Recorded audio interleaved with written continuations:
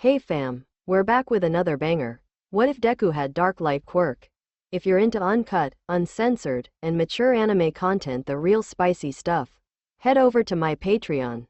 That's where the true fans get the exclusive 18+ experience.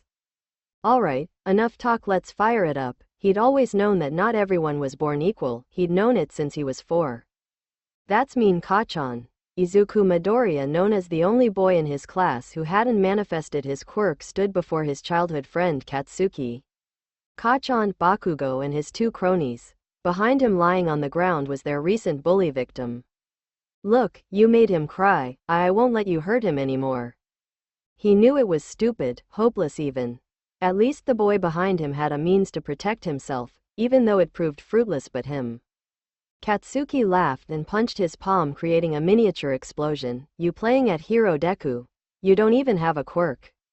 He had nothing, and everyone made sure to remind him of it every day. His so-called friends, whom he admired because they had what he hadn't, they had no qualms with beating him down despite his handicap. Today was no different, he thought, bracing himself for the inevitable. Extended fingers grabbed his head and his arms were grabbed. Katsuki reared his fist back. You should really learn your place, Deku. In another time, Katsuki's fist would have hit, causing a bruise to form on Izuku's cheek. When asked about it by his mother, he would have passed it off as an accident happening while he was playing with his friends. His mother would be none the wiser as to the further physical and psychological abuse her son would face in the oncoming years. However, at this time, at this place, something else happened. The moment Katsuki's fist impacted his cheek, there was a blinding light that enveloped all 5 of them in the street itself. All 3 of the bullies were roughly tossed aside, extended fingers, slammed into a wall, dragon wings, flew so far into the air he was lost in the skyline, and Katsuki ended up overturning some trash cans. The light subsided, leaving a bewildered Izuku and bullied victim. Blinking a little, Izuku staring at the receding light on his palms until he remembered the boy and turned around. Are you okay? The boy, who was speechless, could only nod, his tears temporarily gone. 2 heads turned to see Katsuki pull himself up with a groan. What? He stared at the boys, then his fallen followers, and put 2 and 2 together. Deku. Said boy turned. Run, I'll hold him. Oof. Before he could finish, Katsuki tackled him to the ground. Izuku desperately tried to summon the power from before. Unfortunately, nothing happened. Smack. For the next few months, Izuku tried time and again to summon his unknown quirk with no progress. He didn't even know how he did it in the first place, but what he did know was that it happened when Katsuki was bullying him, so it might appear in times of stress. His cronies had already spread the word about the power of Izuku's mysterious quirk, but so far no one has seen it. Katsuki took this as a personal insult, as he thought Deku thought they weren't good enough for him to show them his quirk, and so went on a one-man crusade to get him to use it again. The bullying began to become more frequent and outright dangerous. For a time, Katsuki was hell-bent, but after several months of nothing, everything went back to normal and Izuku's quirkless status was re-established with the passing of the singular event. No one cared anymore that technically Izuku had a quirk. As far as they were concerned, out of sight, out of mind. Unknown to everyone else, Izuku never stopped trying to manifest it. He may not have been able to cause a light wave, as he did the first time, but he managed to take stock of things happening to his body, things only he could have noticed. Things such as, through his numerous beatings, how his wounds practically healed overnight. How his stamina was a lot greater than before. And most importantly, it was how he felt when he was outside, more specifically when he was exposed to the sun. It wasn't anything special at first, but as Izuku began obsessing with his mysterious quirk, both to show everyone he had one and to study it himself, he took note of almost anything out of the norm. Needless to say, he picked up on it rather quickly. After the incident, he started waking up literally at the crack of dawn, when that ray of light would pass through the blinds to shine on his face. He never flinched away from the contact with the sun's rays, in fact he embraced it. He always felt gloomy on a cloudy day, and he would smile more, particularly in the summer. At one point he even did an experiment using a bruise he got from Katsuki the day prior. He exposed it to the sun, and after a few minutes he watched as it cleared, leaving radiant skin. After compiling his evidence, he came to the assurance that he did indeed have a quirk, but the thing that irked him was not knowing what that quirk was. All he knew was that it had something to do with the sun and light. How was he supposed to be a hero when he didn't even know what his quirk was? So after pleading with his mother, she opted to take a little time off and take him to specialist. Izuku stared down at the grinning action figure of his idol All Might. His mother sat beside him patiently waiting for the doctor to arrive with the results. Quirk tests were conducted for nearly every new and or mysterious quirk manifested in a child. It did well not only for the parents to know, in case they need to take any precautions, but the government likes to categorize all types of quirks. He finally looked up when the doctor came in with a few documents. His mother also looked to him expectantly. As for the doctor, he looked equal parts excited and thoughtful. Well, little Izuku's quirk is certainly a rare one, he began. What is it? Izuku shouted, the suspense was killing him. His mother was more genial, though she too would like to know, is there a reason why he can't manifest it at will? I know it should be difficult at his age, but all the other students can at least do something. Ah, but that is the thing, he said matter-of-factly, his quirk has been active all along, even now, at this very moment his quirk. Active. That caused the mother and son to blink. What exactly is his quirk? At this the doctor smiled, solar radiation absorption. Izuku tilted his head, huh? What's that? Basically Izuku, you are a solar battery. Your body absorbs solar energy, that is, energy from the sun, and uses that energy as a buffer for your bodily functions. You said that when it manifested there was an explosion of light, correct? Izuku nodded, yeah, there was like a really bright light and Kachan was flying. The doctor nodded, I see, well that should explain why you haven't been able to manifest it like you did before, and for just how long has his quirk has manifested? Inko looked at the man in confusion, what do you mean? I mean, that explosion of light is the result of months? Possibly years of solar-powered absorption being released. He took out an X-ray chart of his diaphragm. As far as I can tell the quirk is mostly passive, you'd never notice he'd even had it unless in extreme instances such being wounded. Izuku began nodded frantically, yeah, well I guess that makes sense, Izuku has been healing faster than normal from his accidents. A frown came across her face at one point, frequent accidents. It is also possible for him to have endless stamina when exposed to the sun, the doctor mused while stroking his chin. Can I be a hero? He jumped right to the matter. The doctor looked pensive, I honestly don't know, he shrugged. Izuku's smile froze, huh? This is the interesting part, to be honest even I am not certain if this will be the full extent of your quirk, whether it will evolve with time or will stay as is. He shook his head, it could go either way. Please visit again if any new developments occur, I've never actually seen a quirk like this before. Inko Bowie doctor. After they left Izuku was oddly silent, contemplating what the doctor told him. The truth is he didn't really care what his quirk was, heck he could be quirkless and that wouldn't stop him from pursuing his dream. The problem was that to be like All Might he needed to be strong, and right now he was anything but. Kachan is going to be a hero, I need to do my best. Inko felt Izuku squeeze her hand and almost did a double take at the fiery determination on her son's usually cheerful, or tearful, face. It almost brought her to tears how much in that instance he's grown. The next 2 years were filled with mostly experimentation and research along with everyday things for Izuku. When he was allowed to, along with watching videos of his idol, he started searching for any other heroes, or even villains, with a similar quirk to his own. He didn't make much progress on the latter front, unfortunately. As for the former, Izuku started to carry around a notepad to further record anything of value, though due to his age and limited vocabulary, it wasn't much, but that would change in time. After 2 years he could at least force his palms to glow for a few seconds though. It never occurred to Izuku to try out the light waves since he had no idea how that happened in the first place. As a consequence of his research he started paying less attention to Katsuki. Since he had his own quirk problems to deal with he couldn't be bothered to follow him around anymore.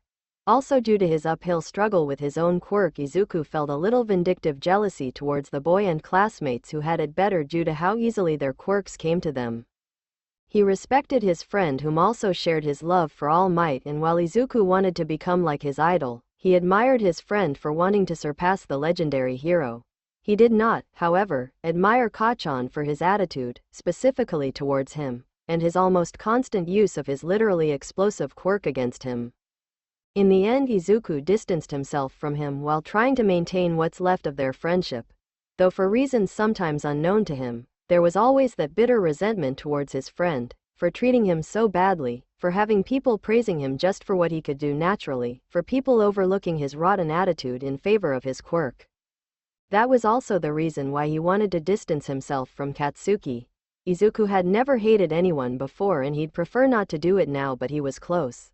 It was something he didn't understand. He never thought he could dislike someone, especially his friend, but he was getting close. And Katsuki was doing nothing to make it easier. All of Izuku's work to distance himself was met with a physical altercation or mocking words, and every time Izuku's dislike grew more. By the time they were 9, Izuku had acknowledged the fact that they wouldn't be friends. He recognized that Kachan's arrogant nature along with his superiority complex would never allow Katsuki to truly be his friend. To most, Katsuki had seemingly given up trying to solve the mystery of Deku. They were wrong. He still kept an eye on him to try and figure out what his quirk was. That incident happened years ago and was surely forgotten by the other two, but it was always at the back of Katsuki's mind, raising questions throughout the years. What was his quirk? Why didn't he tell anyone? Why doesn't he show it? What is he hiding? Does he think he's better than me? Whenever someone gets a quirk, it's usually all they could talk about. So far he knew everyone's quirk, except for Deku, who goes by the title of Quirkless. Katsuki knew the truth though. He wasn't dumb enough to think that Deku's sudden change of demeanor back then didn't have something to do with it. Hell, he even knew what his quirk was after asking his mom, but seeing is believing and he wouldn't be satisfied until he actually saw Deku's quirk. So far the only other hero he had to compare with Deku's supposed quirk was an American hero who could absorb sunlight and even fire beams of radiation from his hands. If Deku's quirk was like that, then he'd definitely have to know where he stood with him. His pride refused to allow Deku of all people to be better than him, and if that idiot wouldn't willingly show them his quirk, then he'll force him to. Surprisingly, it was easier said than done as Deku took his bullying like a champ. The injuries seemed to roll over him and he would be fine the next day. Katsuki never injured to last, as he's almost certain Deku was covering for him, but if his mom started asking questions, then fingers would get pointed, and the last thing he wanted was to screw up his relationship with her. He didn't like Deku, but Inko was like a second mother to him, sometimes even more so than his own. He's been trying for years now and all he got was to further alienating his friend. Not that he missed his friendship, but eventually he started seeing less and less of the boy he grew up with. Not to say he wasn't the same, he was still bright-eyed when talking about heroes, still mumbled to himself when he thinks too hard, which was downright creepy sometimes, and he kept his nose in a notebook for half the time he was seen. It was always the same book too, which made Katsuki curious, so curious in fact that he didn't even notice one of his followers calling out to him. Yo Earth to Katsuki. When the boy didn't even acknowledge his presence, he followed his gaze to see Deku scribbling down in that notebook. It's been a while since they ever talked to him. Katsuki left him alone for a few days now, and despite the guy glaring holes at him, Deku was so preoccupied with whatever he was doing he didn't even flinch. Now the guy was curious about what he was doing. He looked at Katsuki still glaring at him and his lips curved in a sly smile. It's not like Katsuki has a monopoly on the guy. So without any preamble he went over to Deku and swiped his book mid-writing. "Whatcha got here, Deku?" Izuku shot up. "Give it back." Startled at the steel in eyes, the boy relaxed once he saw the subtle shaking on the smaller boy's form. "Oh yeah, and what are you gonna do, Deku?" At the last word one of his fingers extended like a spring and poked him in the forehead so hard his head jerked back. At that instant something happened, something unexpected, something unseen to the boy in front but visible to Katsuki. Though even he wasn't sure what was happening. Izuku slowly set his head down. A foreign pressure permeated the room. Katsuki's eyebrows shot up and the boy trembled despite himself. When Izuku spoke, a chill crept up their spine. "It's mine, give it back." The boy froze wide-eyed. Izuku had his back to Katsuki so the latter couldn't see exactly what the boy saw when he looked him in the eye, but it was enough for the boy to freeze. At this point any chatter going on was stopped as everyone's attention turned to the seemingly overwhelming alien presence. Before anyone could do something though, the teacher walked in, creating a distraction. During that split-second distraction, Izuku grabbed his book and sat down, deftly ignoring everyone's stares and whispers. "What just happened? Scary, did you see his eyes? I think Ryugi almost wet himself. Think that was a quirk?" Couldn't be, he's Deku, he doesn't have a quirk. Then what was that? That last question was what Katsuki was wondering too. He never got a chance to confront him about it since he bolted from the room the moment the bell rang, not even listening to the teacher who was giving his last remarks for the day. Izuku hurried past his mother, muttering some greetings as he went and locked himself in his room. What was that? At that moment Izuku didn't feel completely in control of himself. It was like he was a spectator to his own action.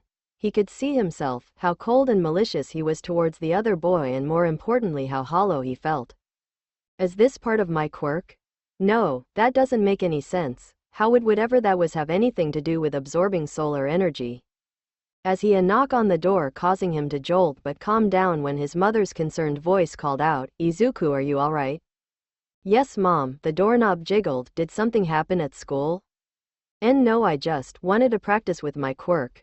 Oh, well dinner will be ready in an hour."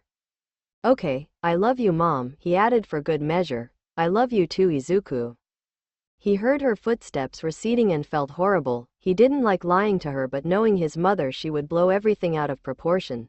Before that happens he'd at least like to see if he could maybe figure out what was going on. Izuku didn't like to brag, but he was smarter than most people his age, especially when it comes to analyzing things. He figured whatever happened to him in class had to do with his quirk. The problem was that he had no idea how that happened, which frustrated him. It was just like that incident 5 years ago with the light bomb. It was spontaneous and happened when he was feeling well. If Izuku was being honest, he felt very angry. Izuku spent the rest of the evening trying to figure out what happened, but again his endeavors weren't rewarded. He kept thinking back to that moment when the boy called him useless Deku and poked him with his quirk. It was as if something snapped in him. That had to be it, and as much as he wanted to find a way to try and control, he was naturally reluctant to do it. In the end he chose to forget about it for now. The final days of elementary following that incident saw the weather reported overcast skies and Katsuki's attention on Izuku again. It wasn't anything particularly new to anyone else, but for Katsuki and Izuku they could tell something was different. Izuku was becoming clearly aggravated with his bullying, something that was new to them, and while Izuku was trying to prevent things from escalating, Katsuki took it as a sign of him finally breaking Izuku. Not that it was easy, and for the next few months he pressed on with Izuku, showing more and more signs of uncharacteristic resentment. Most notable was his dark glares replacing his fearful stares. Instead, shaking from fear, he shook from very controlled anger, and on more than one instance he looked ready to attack Katsuki. Yet he would always rein himself in at the last minute and walk away anticlimactically. There was no doubt on anyone's mind that Izuku was like a time bomb, and even with his status as useless Deku, there was an undercurrent of fear towards the boy when tensions became high. By the end of elementary school, Katsuki was the only one who bothered to bully him, and he was only made fun of in large groups. He never paid them any mind though. He'd gotten good at ignoring his peers unless it was necessary. Soon enough Izuku became the class outcast, at least more than he was anyway, the only difference being that he was more reclusive, kept himself at the back of class on the farthest side from the window. Everyone, including the teachers, were a little perturbed by his behavior, if only because of the novelty of it, and it only increased their worries because they couldn't pinpoint the cause. It's as if one day he was normal, the next he wasn't. Not even his mother could say the change was very spontaneous and worrying. That didn't sit right with Katsuki, who overheard her conversation with his mother. "I don't know what to do," Inko half sobbed. "He doesn't talk to me anymore. I don't see him so much as smile, and he spends most of his time in his room." Mitsuki Bakugo was at a loss as to what to do. "Want me to talk to him?" "No." Katsuki didn't hate his mother, but her brand of parenting left much to be desired, and she isn't completely oblivious to how he acts. "I'm just being a worrywart. It really isn't as bad." She sobered a little. I think it may have something to do with his quirk." Mitsuki raised an eyebrow. "How so?" "I thought he could only absorb sunlight or something." Inko sighed. "I know, but I think there's more to it than that. I just know it." It ticked him off just knowing that idiot was causing trouble for Inko, so it would do some good to knock some sense into him, literally. Izuku was having an off day. Then again, all his days were off, and he'd long suspected why. He looked up to the sky, which reflected how he felt. He knew he'd sort of relied on sunlight for years now, but he'd never thought its absence would affect him this much.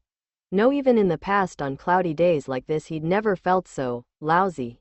There was something going on with his quirk, but why would it start now of all times? It must have really showed, considering even his teachers were worrying about him. They never cared about me before. He had to shake those pessimistic thoughts from his head. He'd been having them a lot lately, and it's the other reason why he acknowledged that he was acting weird. Just as he was pondering his situation, mumbling under his breath as he did so, he was pulled aside, literally, and slammed into the wall. Oi Deku, no, Kei-chan, no, no, no, what the hell are you doing? Izuku really didn't want to deal with this today, not now, not ever. What do you mean? He answered distractedly while trying to find an escape route, I have to get home. That plan ultimately failed when the 10-year-old grabbed him by the collar. You're not going anywhere, Deku. Izuku trembled. Ha, what? The trembling increased and he lowered his head. I said don't call me that. My name's Izuku, not Deku. There was a beat as Katsuki looked at the boy trembling like a leaf, who couldn't even make eye contact, and laughed in his face. Izuku, still with his head down, tried to move past him, not that he went far, as Katsuki shoved him back onto the wall. Let's get something straight here. He raised his palm, creating miniature explosions. I'm the one with the quirk here and you're the useless Deku. At that moment, the small light show afforded by his quirk made an almost artistic contrast against Izuku's face when he gritted his teeth and glared at him. However, instead of terrified, soft or even hardened green eyes, Katsuki was greeted with cold, hollow and pitch-black eyes that seemed to swallow the light shone on them. Katsuki actually recoiled slightly at the sight of such intense empty eyes, but that was all the smaller boy needed. He pushed him off and did something that shocked them both. He punched Katsuki across the face. Reeling more from the shock than the impact, Katsuki fell on his rear, clutching his teeth. Admittedly, it was the first time Izuku had ever thrown a punch, and so he miscalculated and cut his knuckles on Katsuki's teeth. He cradled his hand with a brief look of pain crossed his features. He managed to force down the tears to glare hard at the still shell-shocked boy. My name is Midoriya Izuku, not Deku. With that proclamation, he briskly walked away. Katsuki stared at his retreating back, the action slowly registering, and as it did, a snarl came across his features. Izuku's heart raced. I did it. I stood up to Kachan. His silent victory was short-lived, however, when an explosion directly behind his back pushed him face first into the ground. He didn't know which one hurt more. He turned around to see an irate Katsuki stalking towards him with continuous explosions going off in his palms. You bastard, he sneered, you think I'm gonna just let you get away with that? Instead of answering, Izuku palmed a clump of dirt and threw it in Katsuki's eyes. Gah, Deku, he wiped it away and slightly reddened eyes glared at Izuku's sprinting form. You're dead. He ran after the boy, tossing explosions every chance he got. Izuku ran to the back of the school and into the school supply shed, which was thankfully open. Katsuki ran in a few moments after and looked around, the relatively small storage area made smaller due to the sporting equipment stored inside. Show yourself, Deku. Get out here so I can kill you. In response, the door behind him slammed shut, causing Katsuki to spin around thinking he was locked in. To his credit, Katsuki was only half right. He was locked in but standing before the locked DKU, his eyes still a perfect color of pitch. Katsuki's hands lit up again, but before he could get a word in, Izuku went over to the conveniently placed light switch. Lights out, click. No one could say for sure what happened inside the storage shed. The door was blown off its hinges. The equipments had seen better days, either completely obliterated or mangled, and battle scars littered the area, a clear sign of a destructive quirk or quirks. As for the boys, they were both found by the groundskeeper passed out from exhaustion and covered in wounds. It wasn't anything new to find children injured due to misuse of quirks, though it is up to the parents and teachers to warn them against such misuse. What made this different was the extent to which they were injured. Izuku was covered in burn marks, some doing irreparable damage to his skin. His clothes was burned and he was covered in soot. As for Bakugo, his body was covered in cuts and bruises, some of them leaving permanent scars on his body. Neither of them were very forthcoming about what exactly happened between them, but one thing that was clear was that they had an intense dislike for each other. The fallout of the fight resulted in a rift between their families, and just like the scarring wounds on the boys' bodies, the relationship between their families was irreparable. Inko, being the woman she was, decided not to fight Mitsuki on it and instead moved on, both figuratively and literally. And so the fragile friendship between Izuku Midoriya and Katsuki Bakugo ended. A few days later, Izuku was sitting in his new room with bandages over his arm, leg and chest. Despite this, he had a smile on his face. He had stood up to Kacchan, something of a lifelong goal for him, and while he didn't win, he knew that Katsuki will always remember and he will never underestimate him. Barring that, there was also another development. Sitting cross-legged on the ground, his palm shone with self-composed light. A moment later the light was snuffed out and nothing else happened. Looking up, his smile widened when he gazed upon his shadow writhing across the wall, seemingly of its own accord. Awesome! Once again Izuku found himself sitting on a swivel chair in the doctor's office, the same doctor who diagnosed and identified his quirk before. The only difference was that the mood was a stark contrast from before. Even with his healing factor, Izuku still had bandages around his arm and part of his face.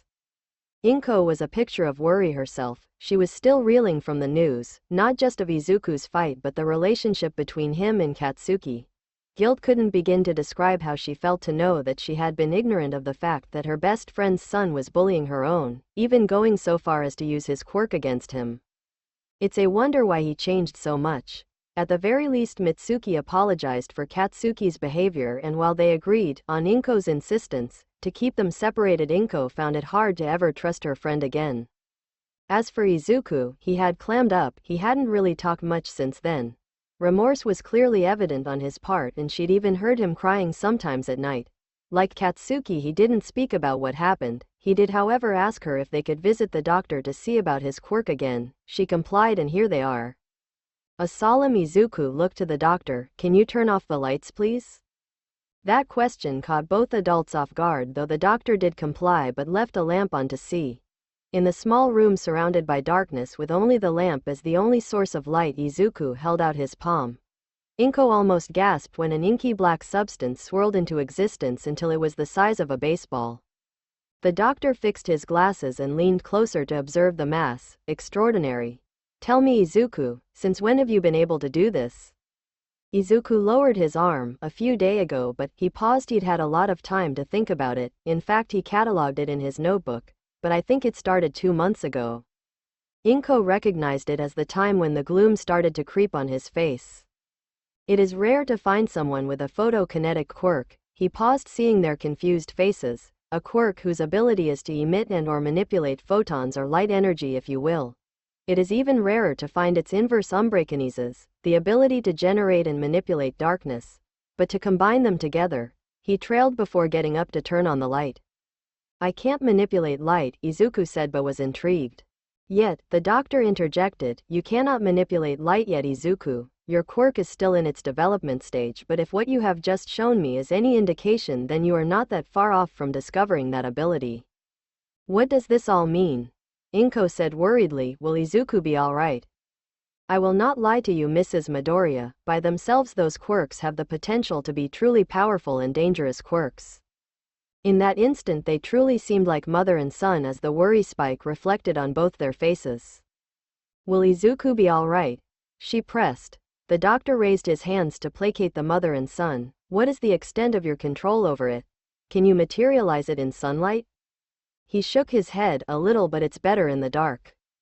He nodded. "At the rate of growth, he wouldn't be as powerful as someone with only one of the powers, so the backlash wouldn't be as great." That was a small relief for the mother, though it still doesn't answer my question. "Your son should be alright. I believe his current disposition is because of the emergence of his secondary quirk. In some cases a person's quirk affects their demeanor. Izuku is just one of many cases." Izuku nodded along, understanding the doctor's words, as the most immediate example he had was Katsuki, an explosive quirk for an equally explosive attitude. At least he confirmed the source of his strange behavior, much to his mother's relief. Does it solve the problem? Not really, but knowing is half the battle. The reason for Izuku's sudden change is due to his accessing of the darker aspects of his quirk. In order to help change his demeanor again, all he has to do is use his light powers, so I suggest prolonged exposure to the sun. He makes it sound so easy, Izuku thought, but nonetheless nodded. Izuku moved into the next town over, far away from where he lived and relatively close to a middle school. Izuku couldn't say he missed his old home, there was nothing there but torment, pent up aggression and helplessness, and Izuku vowed he would never end up the same way again. So with his move Izuku would start over from scratch. From this point on he wouldn't be the useless Deku but rather Midoriya Izuku. He will have the normal school life he deserved and real friends, no bullying, no name-calling, he would leave all of that behind. He added that to his ever-growing bucket list, right next to training his quirk. Speaking of which, Izuku was going to be on top of that throughout the rest of his middle school year. He has his eyes set on UA Academy, no doubt Kacchan would be aiming for the same. After all, if there was one thing they had in common it was their love for All Might. He'd always said that, but Izuku hadn't really looked up the school requirements, too preoccupied with his previously unknown Quirk and Kacchan. Now that he had some semblance of control and access to the internet, Izuku could thoroughly research. What he found shocked him a little. The things professional heroes say about that place were many, but what stood out was how high their standards were. UA only accepted the best, and apparently their acceptance test is grueling. In an interview, even All Might said that it was no different for him, and he still has the memories of almost not making the cut. Izuku couldn't imagine it. The number one hero had a hard time through UA? Izuku couldn't believe it, and even now he couldn't help but doubt it. But he's willing to take his word for it. All Might wasn't one to lie. After further research on quirk development, Izuku found information in that for some, the power of their quirk is dependent on the user's health. Again, another example has got to be All Might. There is no way he could have a figure like that due to his quirk. Unless it's muscle augmentation, but Izuku just didn't see that from the number of videos he's seen of him. With that information, he managed to categorize quirk growth in two categories, physical and mental growth. His umbrakinesis would definitely fall in the latter category. It's the only explanation he has to how he could make so much progress with darkness manipulation despite showing photokinesis first. I was spending so much time trying to get my quirk to work I didn't even bother trying to find out the proper conditions under how it would work, he grumbled in deep thought. All those late nights researching, exhausting himself and eating junk food had only succeeded in stifling his photokinetic quirk. It's like expecting a flower to grow in a toxic wasteland. Well, not a toxic wasteland, but you know what he means. A very huge blunder on his part which cost him precious time, but something he could hopefully remedy in the years to come with a carefully constructed training regimen. A challenge it would be, no doubt. Izuku is woefully aware of how unfit he currently is. He couldn't even run a short distance, let alone pull through a full workout, but he will persevere because nothing comes without a cost. Hopefully with the sun out he'll be able to recover faster, thus train for longer in one sitting. As a precursor, he started by working on his stamina, which would also serve the purpose of familiarizing himself with his new neighborhood. He made sure to wear a tank top and sweatshorts to ensure his skin is exposed to as much sunlight as possible. As expected, he started running on fumes less than 10 minutes in his jogging. At least he got an answer as to how efficient his body was at absorbing and converting solar energy into what his body needed. If he could barely last 10 minutes on a jog, that could only mean one of two things: either his quirk isn't as strong or developed as he thought, or he's just that unfit and his quirk is compensating for it. He really couldn't tell which part sucks, because who's to say where his energy ended and the solar-powered energy started during that relatively short jog. Not one to give up, Izuku continued his regime to the best of his ability. Every day he would start the day with a well-balanced breakfast consisting of the 5 major food groups before running until his legs collapse, sunbathe, do push-ups until his arms gave out, attempt to get a tan, do sit-ups until his sides cramped up beyond all reason, soak up some rays, do squats until his legs burn, and finish off with a light jog back to his home, where he would promptly collapse in his bed until his mother woke him up for an equally balanced dinner. Afterwards he would try not to drown himself in the shower, sleep with the blinds open, wake up at the crack of dawn, rinse and repeat. The training was tortuous, unusually cruel by his standards, and didn't show any immediate results where his photon quirk was concerned, but what he did succeed in getting, aside from cramps and soul-crushing regret, was the recognition from some of his neighbors. Apparently there was something earnest and inspiring about a young man actually training to become a hero instead of flaunting his power. Izuku was especially popular with the older generation for this, though it could also be because of his naturally cheerful attitude and willingness to help them with anything they had trouble with. A couple of odd jobs here and there manual labor was also part of his training, plus doing a few favors in return for some treats is a win-win situation for him. Eventually it was time for the start of middle school, which made Izuku put his training on pause temporarily. It wouldn't do any good to be a half-dead wreck in the middle of class, no need to make a bad first impression. They say that one person could have only so much luck at a given time, and then there's Murphy's Law, which Izuku didn't even think about. All he knew was that when he walked through the gates of his new school, he found himself feeling a sense of freedom. This was supposed to be a fresh start, it's the reason why he was all smiles when he found his homeroom. Isn't that Deku? Then the smile was wiped from his face, and ever so slowly he turned to see who had uttered that name. His stomach dropped when he saw them. He didn't know their names and their faces were vaguely familiar, but the fact that they know that name was cause enough for Izuku to lose any hope he had. He found the farthest corner away from them and waited for class to begin. Izuku's fight with Katsuki made headways, and with almost every school the rumors started spreading, and as it is with school spread rumors, as it gets passed around the truth becomes more and more obscured to the point where nothing is as it seems. Judging by how they were looking at Izuku, whatever they heard wasn't good for him at all. He would find out later on that the fight wasn't a fight at all and went more along the lines of Katsuki having one of his epic tantrums and going overboard with his beatings on Deku. By the end of the day everyone would know that Izuku was quirkless and pretty much a useless wimp who got beat up so bad he had to move out of his neighborhood. And what does Izuku have to say to this? Sigh, whatever.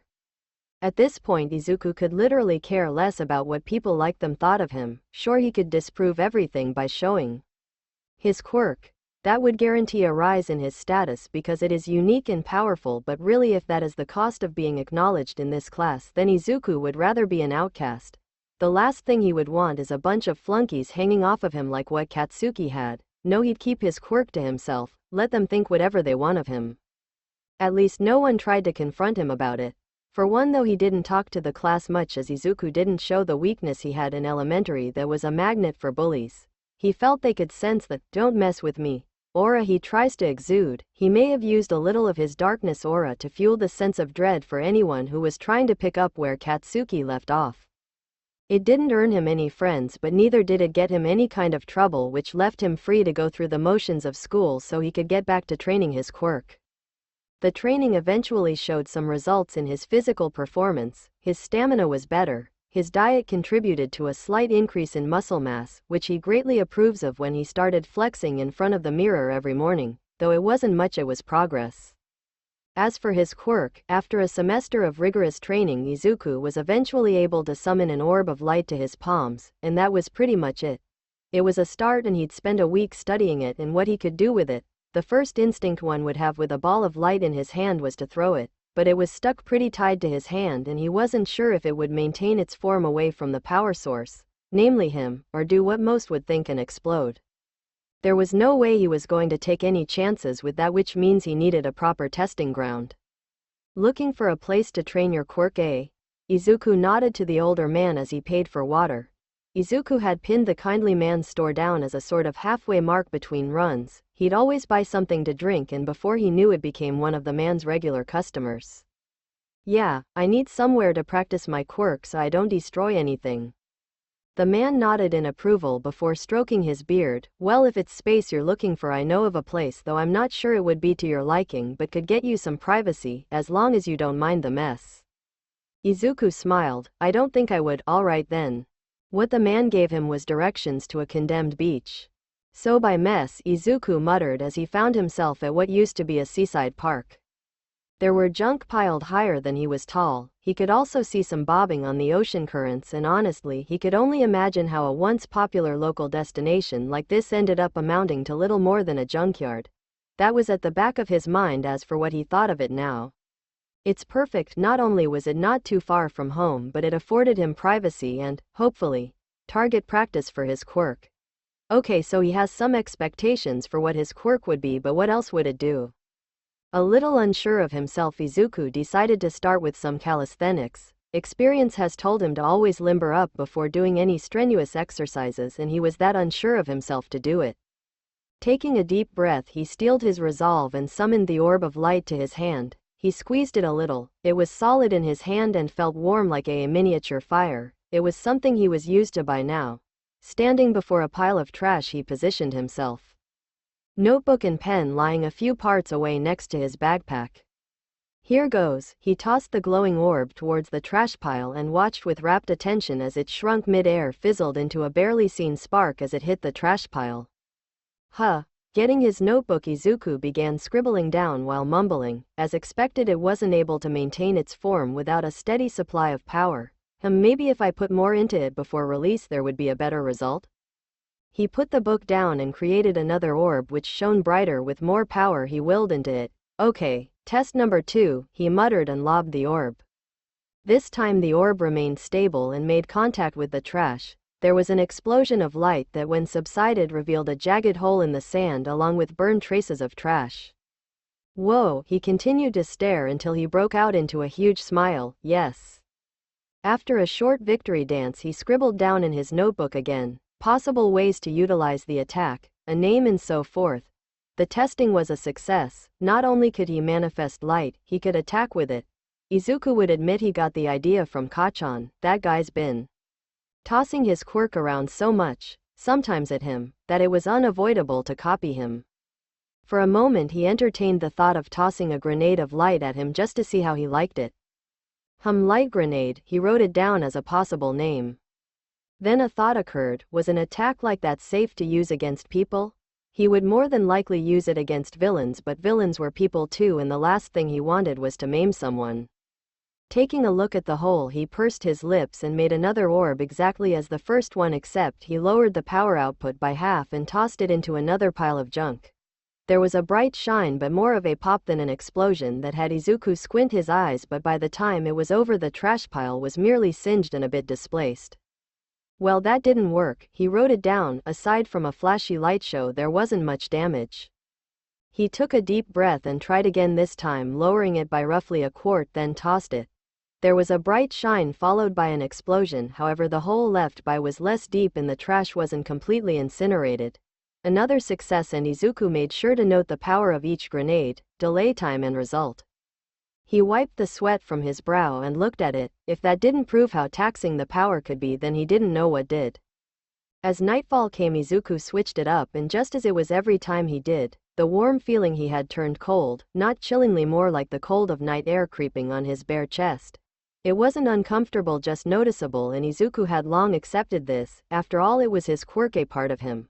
A lot of people would note the duality of his power, much like his mother did at first, but really it was still Izuku.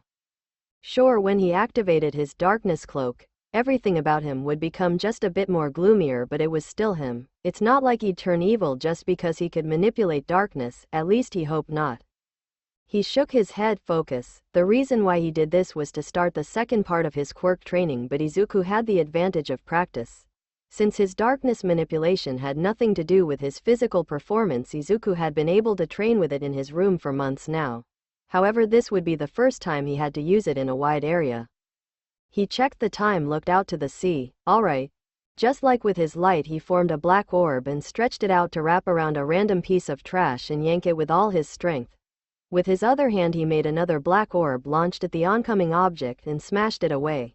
Next he clenched his fist and the black orbs extended to make a crude and cartoonish giant hammer, and turning towards a fridge he started battering it down. Within minutes the rusted refrigerator was dented and deformed. Aside from the slight strain of moving his arms, Izuku was not the worse for wear.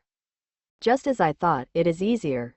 Izuku was a thinker by heart. For what he lacked in physical prowess, he more than made up for it in his mental aptitude. Problem solving, critical thinking, it all came easy for him. It's the reason why he's top of his class. For a quirk whose strength owes a big part to his mental fortitude, it was only natural that he was better at it than with its light counterpart. He could have manifested it in the day if he wanted to. He'd been able to for weeks now, but it wasn't as strong as it was at night. Not to mention he needed to make a comparison between them, and just as he'd used the light side to the best of his abilities, he needed to use the dark to that effect as well. This continued for the rest of the first semester and all the way through the second semester, and before he knew it the first year was over. School went by in a relative blur for Izuku. he continued with his training, practiced with his quirks and studied, mostly because it was the only way he knew how to increase his mental prowess. In a way it's a good and bad thing. On one hand he was able to maintain his spot in the top 10 of his class, on the other hand he wasn't winning any favors with his more vindictive, academically inept, classmates, not that he really cared. The days of curving his studies to suit the egos of others was over. At the end of the year Izuku scored within the top 20 in his year. A sizable amount of the junk at the seaside park was incinerated and any junk within 15 meters of the shoreline was pulled from the sea.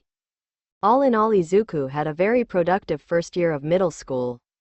To be continued. People become heroes for a lot of reasons in this day and age. Some do it because of purely altruistic reasons, others for the accolades or to accomplish a sense of achievement, and even though he absolutely hated it, Izuku acknowledged that there are those who do it for the money and fame. Constantly searching for heroes on the internet, he's seen his fair share of scandals involving heroes. He accepted that not all heroes were as infallible as All Might. Izuku of course fell into the former category. He never saw being a hero as a job, or wanted any great achievement other than saving lives and putting the villains behind bars. Of course it all stemmed from watching All Might all these years. The man was more than just Izuku's idol, he was Izuku's example of how a hero should be, and while Izuku wouldn't think he could ever be as buff as All Might or smile as bright, he would do all he could to follow in the man's footsteps. That is why it is understandable that while he was jogging back home at night as a cool down from another workout session and came upon a particular scene, he would take a particular course of action. You bitch. There was the sound of something hitting flesh and a body flew from the corner and crashed into the wall and slumped to the ground. Izuku's eyes widened. Way a few years older than him, wearing a school uniform, slam into the wall before him. Before he could get a good look at her, someone else stomped into view. He was a teenage Yakuza type with a nasty quirk to match.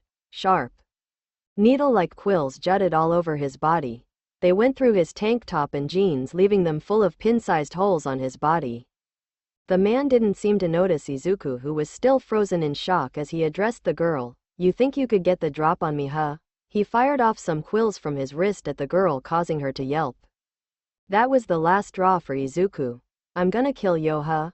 Before he could finish his sentence, a glowing yellow orb dropped at his feet. What in the hell? Boom! The concussive blast sent the man flying a few feet away, where he landed painfully on his back. Izuku took that chance to run into the fray. A shadow tendril wrapped around the recovering thug's leg and Izuku tossed him to the side of a wall. When the thug didn't get up, Izuku went to check on the girl, who could only stare at him with an expression foreign to him. Hey, are you okay? Her eyes trailed down and Izuku followed before cringing and mentally chiding himself for the dumb question. 2 long quills were embedded in her body, one in her shoulder and another in her forearm, which she slowly pulled out with a grunt. Izuku felt sick seeing the blood flowing from the wounds and fumbled for his phone. He needed to call the police, but first he'll call an ambulance to get her taken care of. Before he could even get the third number dialed, a scream tore through his mouth and caused him to drop the phone. Izuku staggered at the white-hot pain that erupted in his back. He cried again when another kind of pain laced at his shoulder and finally another at his leg, which caused him to finally drop to his knees. Shakily he looked behind him to see the red-faced teenager's outstretched hand. He had a bruise on his face. You piece of shit. It almost made Izuku lock up in terror, but a glance at the girl caused him to keep it at bay and stagger to his feet. That's when a kick to his side knocked the air out of him. He ended up landing on his back but rolled over to his side and clutched his stomach in a fetal position. He yelped when the teen stomped painfully on his side. Who the hell are you? Izuku coughed for a response and tried to shift his body to protect his head. You with that bitch, huh? Izuku was lifted up to come face to face with his attacker. You her boyfriend or something? Come to help her take me out. Izuku had no idea what he was talking about, and he didn't care as small quills poked out his face and he delivered a brutally painful headbutt. Izuku's entire mind exploded in pain, and in reflex he formed a pair of light balls in his palms and shoved them into the attacker's chest.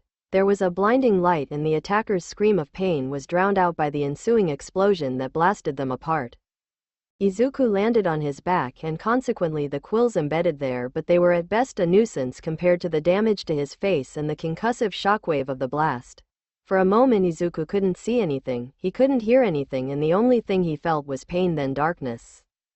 Literally, he started to subconsciously draw on the dark side of his powers. He wanted the pain gone, he wanted it to stop, and slowly the pain numbed like running water over a burn. It was soothing, and after a moment he gathered his bearings and staggered to his feet. He blinked a few times to get his vision straight and saw the man with his shirt now burned getting up as well. "You," he snarled, "I'm gonna kill you for Daa." Izuku cut him off with a well-placed tendril wrapped around his foot and started slamming him into the ground. Bam, crash, slam. He paused, then slammed him down 2 more times just to make sure he stayed down. Fact. People with transmutation quirks tend to be more durable. Pant. Izuku took a tentative step forward but dropped to a knee when a spike of pain shot up his leg. Oh right, he got me in the leg.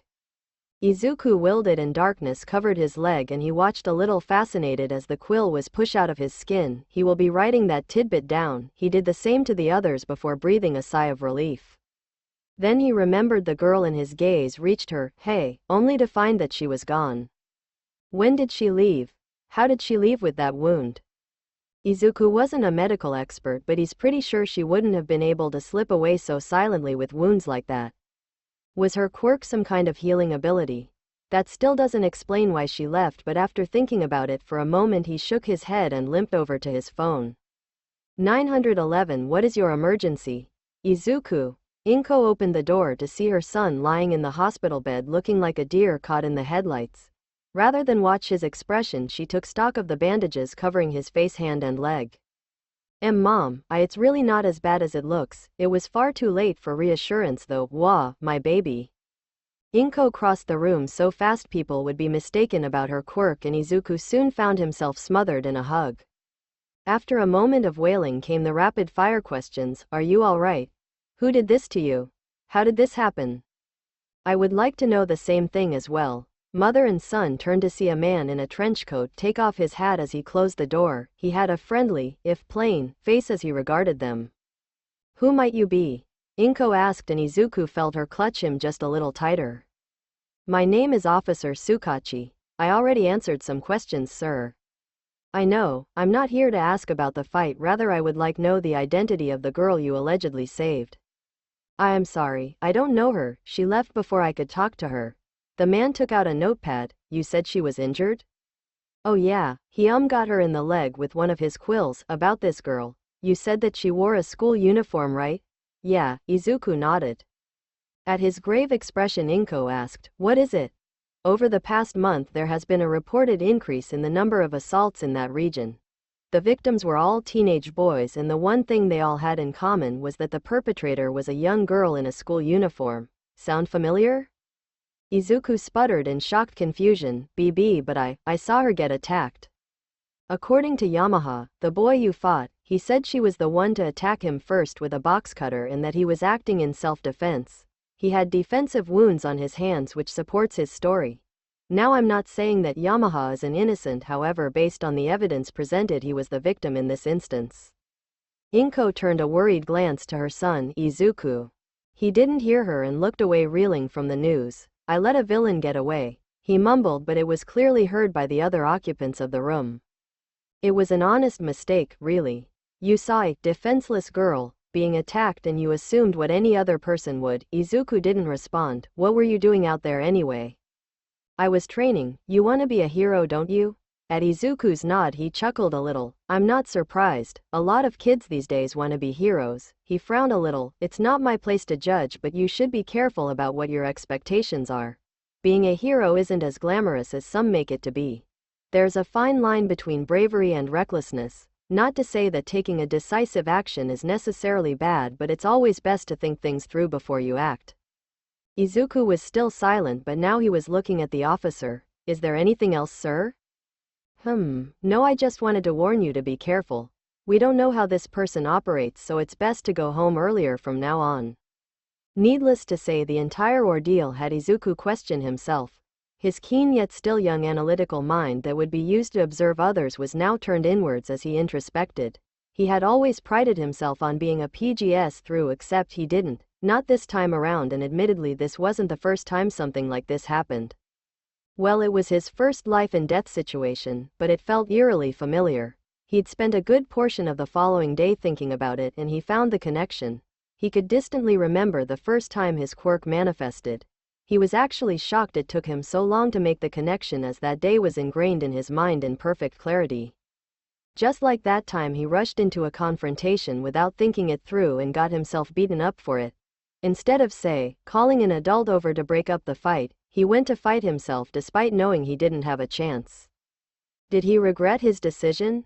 No, he did not, and it wasn't because the action resulted in his quirk manifesting. The regret was that he didn't even consider an alternative and not just tattling so someone else could deal with it. He literally had no plan aside from getting in front of Kacchan and hoping things work out. It was the same this time around. Izuku's body reacted before his brain could think of anything, and by the time it caught up he had already thrown a light grenade. Why did that happen? The first time around he manifested his quirk, but he still ended up taking a beating from Kacchan, not to mention ending up on the boy's personal shit list for the years to come. This time he prevented someone from getting killed, but in the act he got a beating. Again, beat up the apparent victim, even though he deserved it. Let the bad guy or girl free to assault more people and ended up on some guy's personal shit list, again. He didn't regret his decision, but the fact that he didn't even bother to consider making an actual plan bothered him the most. Who knows what that girl would have done if she wasn't injured? He shivered thinking about it. Izuku had to put off training for a week in order to allow his wounds to heal, which took roughly 2 days with his accelerated healing factor, but decided to take a few extra days to ease his mother's worry. Izuku wasn't upset by that. He too was worried, and there weren't any late-night assaults, which could be both good and bad at the same time. Eventually, though, Izuku got a little stir-crazy with so much free time after developing his schedule to include training. He managed to get his mother to acquiesce for the weekends at the very least, since the girl apparently operated on school nights. It was a start. So it was with that, Izuku made his way to the seaside park training ground. Compared to when he found it, there were few garbage bags around. Somewhere last year he decided to make his training something of a public service, especially since his stronger light attacks tend to leave nothing but easily cleanable scorch marks. Even now he could see the soot marks on the sand from the times a light grenade exploded, taking along a few years of waste. As of now, mostly scrap metal too tough to be incinerated was left. To his left was a rusted old open-back truck piled with various scrap metal he heaped on via shadow manipulation. Or was it darkness manipulation? Sometimes he got the two mixed up, considering his shadow is a form of darkness. He blew a breath. Okay, let's get started. Immediately he dropped and started doing 50 push-ups, sit-ups and squats. It took him a while, but eventually he formulated a workout routine that maximizes not only his physical exercise but also his quirk usage, taking into consideration the extra energy afforded to him via solar absorption and night augmentation. After the not too intense physical workout, he went on with practicing with his quirk. He would like to think he was now comfortable with his dual powers, though he knew he was far from mastering them. For what he knew of his quirk from experience was that his light powers are dependent heavily on his physical state. The more fit he was, the more he will be able to use it. Overuse would result in physical exhaustion that could, and did, result in him passing out. For his dark powers, it's naturally stronger at night and is dependent on his intelligence and also his emotional state. He found out the latter part after he attempted to overuse it. In the day, of course. He thought he would get something like a massive headache, but instead he got more aggressive, pessimistic and moody. Another thing he noted was, although the darkness became weaker the more it's used, the quality improved as his mind descended. In the end he had enough semblance to switch over to his light powers and filter out the excess angst. That was an experience. Now that the thought had come up, he couldn't help but compare the two powers, though to be honest there isn't much of a comparison other than the fact he could generate them out of thin air. They both handled differently, causing Izuku to take different approaches with them. He could produce light like a flash, explosive and, in theory, blast it like a laser, though he hadn't been able to yet. The most he could do was a close-range scatter blast reminiscent of a sawed-off shotgun. As for darkness, he could manipulate it into objects or move it into an attack. He can't blast darkness, but he can shroud things like a net and levitate them. This time around, as an experiment, he will attempt to manifest them both at once. To be honest, he was very reluctant to do this, but depending on the result he'd want to know what could happen. Izuku was curious enough to want to explore everything he can about his very unique quirk. After all, the more you know. He held up his palms and gulped. Please don't go wrong. With that he manifested a light orb in one palm and attempted to summon a dark ball in the other. Already he could feel a kind of strain, his temperature fluctuated a little and a bead of sweat rolled down his face. It was like his body was attempting to pull to one of the two opposing forces, but he kept it even. Then something unexpected happened, the two orbs started pulling together. Izuku strained further as his hands were compelled closer until the orbs combined above his cupped hands. At this point Izuku was panting, but he ignored the fatigue to stare at the pure black ball with a glowing white center. Izuku was in complete awe of his creation. A wide smile split his face. I did it. Crack. The smile vanished as a crack appeared, trailing light veins on one side of the black marble. Another crack occurred, this time within the light marble, spilling black veins. At that point Izuku knew his control was slipping, and thinking fast he tossed the ball near the truck. Amazingly it rolled underneath it, and Izuku ran behind garbage cover to brace himself for the mother of all explosions. But none came, and instead he was treated to a short hum, then silence. After a moment he lifted his head from cover to view the result of the power breakdown. His jaw promptly dropped at the sight, or rather a lack thereof, as most of the truck was gone. The sand and part of the front of the truck had a curve. It was as if a perfect sphere was carved through the truck. Izuku had a good idea what exactly happened. He approached the truck to get a closer look and even touched the groove of the newly carved truck. It was a perfectly smooth curve. It was as if it was designed like that. Amazing. There were no marks, no burns, no smell. If Izuku didn't know what it looked like before, he would have that it was some weird piece of abstract art. No doubt it was dangerous and taxing, yet Izuku couldn't help but want to try again. But first, I need to write this down. He turned around and got his book. Fusion of dark and light powers a success. We'll have to try again with adjusted power. He paused and think of possible name. That was his favorite part, naming special attacks. Wow. Izuku tensed and spun around to see a girl with her back turned observing the truck. Then she spun around with hands relaxed behind her back, feet rocking slightly. Cat-like eyes zeroed on him as a small smile adorned her face that also had a healthy flush. That was really cool. So, you working on your quirk? I had her gobsmacked, wondering who she was, how and when she got there, and is she talking to me? On instinct he looked behind him just to see if by some incredible coincidence that someone was behind him. No one was there, and Izuku turned to see her looking right at him with a fusion of amusement and something that was foreign to him. Girls don't really talk to him willingly except his mother, and he wasn't pining for attention either, considering how utterly terrible he was with dealing with them. Case in point, you don't have to answer that, I could tell, she stage whispered. Was it just him or was she blushing? Izuku began sputtering but was silenced as she continued, I never saw a quirk that could do that before. She traced the contours of the truck. What kind of quirk is it anyway? She eyed him curiously. Izuku blinked at the question to really get a good at her, then remembered his earlier thoughts. Why, you were watching me? She stared for a moment before her eyes crinkled. Yeah, I couldn't help but notice how cool you look back there. A girl called me cool. They both turned even more red, though Izuku's was a few shades deeper. It was nothing, he managed to squeak out. That's not true, I think you're interesting, and she meant it, he could tell. He averted his gaze. He never thought it would be so difficult to take a compliment from a girl. Thanks. Himiko Toga, Midoriya Izuku. Her smile widened. Izuku. Izuku tugged at his collar. Is it getting warmer? Himiko-san. The girl pouted. That's not fair, Izuku. You shouldn't use any honorific either. Izuku began to panic a little when she began advancing on him. He almost took a step back. She leaned down too close for Izuku's comfort, peered into his eyes and said, now say my name, Toga.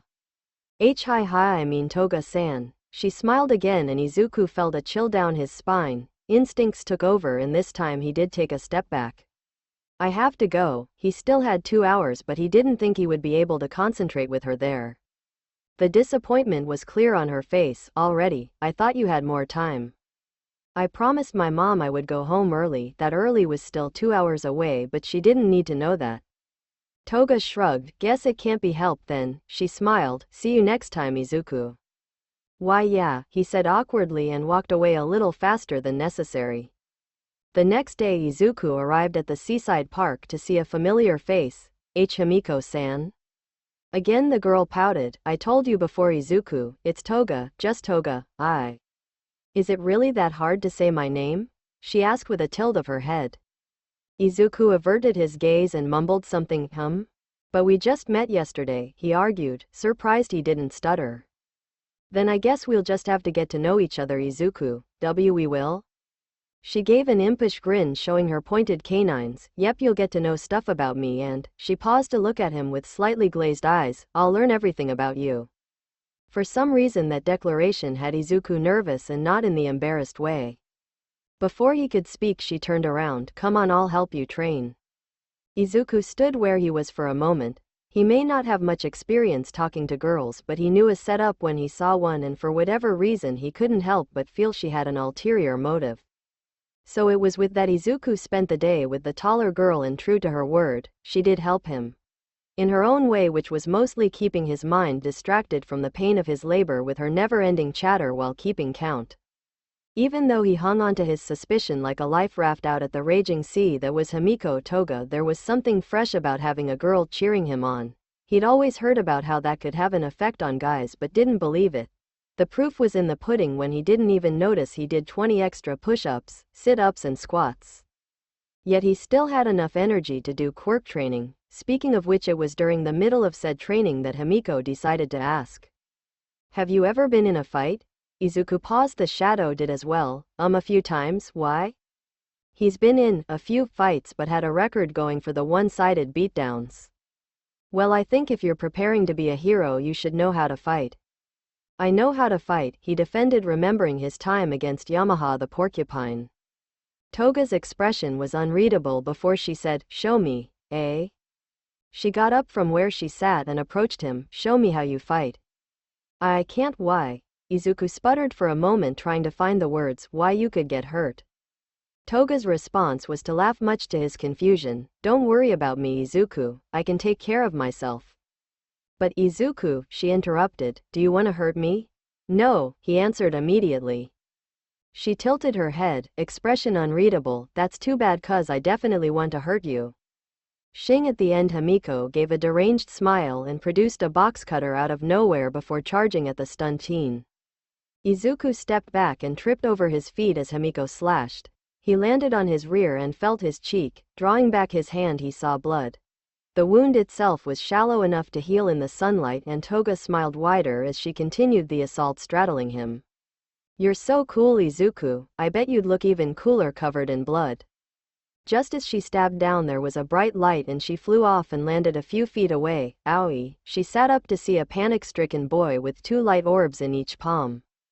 She stared at him for a minute before bonking her head. Oops, I guess I overdid it. She got up and dusted her skirt before clasping her hands and bowing. Sorry for freaking you out like that. I saw a villain do that once and I thought it would look believable if I tried, since I'm a villain, but I got into it a little too much. She gave an awkward chuckle. Izuku didn't move, but after a moment of staring at her bashful form, she fidgeted awkwardly and the light orbs dissipated. Are you okay?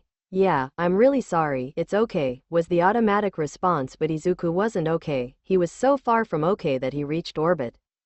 Cautiously he walked over to his bag, making sure to keep her in his line of sight. I have to go, he mumbled, already getting his bag. Oh, I understand, she smiled at him, but Izuku was too shell-shocked to get flustered by it. He walked away briskly. Bye. He turned to see her give a jaunty wave, which Izuku tentatively returned before walking out of view and running the rest of the way home. The moment he left, her eyes glazed over a little and her smile widened before bringing the box cutter to her face, and after admiring the red liquid smeared on it she dragged her tongue over the blade and licked up the speckle of blood before shuddering in ecstasy. Cupping her cheeks to fight down the growing blush, her glazed-over eyes looked to the moon as she whispered, catch you later. Zu-ku, to be continued. Izuku bit back a groan as the final bell rang. He had been dreading this part of the day, which was odd because most children his age would jump at the chance to get out of school. In fact, some of them actually did, literally jumped out the door a moment after the bell rang, using a quirk that allowed their legs to coil up like springs. Sighing in resignation, Izuku packed his bags slowly and with trepidation. He was seated near the back of the class dead center, an ideal place that's not too far for him to be distracted by some of the seedier happenings the teacher is unaware of, yet not so close that said teacher notices when he makes some jotting in his other notebook. Not that anyone really pays attention to him anyhow, he still retains his title of Quirkless, so as far as anyone is concerned he's not worth the time spared. Or so he would like to believe, but as of late he has been getting some unwanted attention. Thankfully it is only for this time of the day, but it still nonetheless irked him. In the end he resigned to his fate with a sigh, slung his backpack on and threw the enthusiasm of a man on death row. He kept his head low, more so because he was in thought than he was trying to avoid anyone's eyes. Izuku wasn't famous so much as he was infamous for not having a quirk, but he was such a wallflower who was coincidentally popular with the teachers that people didn't antagonize him. As he walked out, his green eyes warily scanned the gate leading outside the school. To his mortification, he was not to be spared today either. Leaning by the gate with legs crossed, messenger bag held before them by both hands, smile in place while, probably, humming a tune was the cause of his current distress. Her eyes flickered to him and she broke out into a grin that had him brace himself. Izuku. The shout drew looks from the surrounding students and Izuku ducked his head, a fierce blush permeating his face. His steps hurried until he was outright running. Izuku wasn't one to stand out. Years of living in Katsuki's shadow made him avoid the spotlight. This situation was anything but ideal for him, so he wanted to be as far away from school as possible.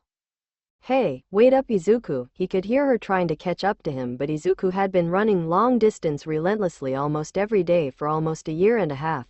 If he couldn't outpace her, then either she had a speed quirk or he was wasting his time training. Izuku ended up running straight towards the seaside park without stopping. He was winded but nowhere near tired. The same couldn't be said for his pursuer, who ended up having to lean against the rails as she wheezed. That was mean, Izuku. Running away like that. She looked at him, her face flushed. He would have thought from the run, but he's come to realize that her face was always flushed for some reason. Sorry, I just needed tea to get away from school. He averted his gaze. He hated stuttering like that. He'd built up his confidence a lot since he moved, but that was in general, and unfortunately talking to girls without getting tongue-tied was a work in progress. Talking to Himiko was even worse because she comes on strong and was almost always smiling. She sprung up. It's okay, we should get started on your training. Before Izuku could reply, his hand was grabbed and he was pulled down to the beach. She comes on very strong. Izuku's relationship with Himiko was a complicated one. While Izuku would like to have a friend, Himiko was, for lack of a better term, too good to be true.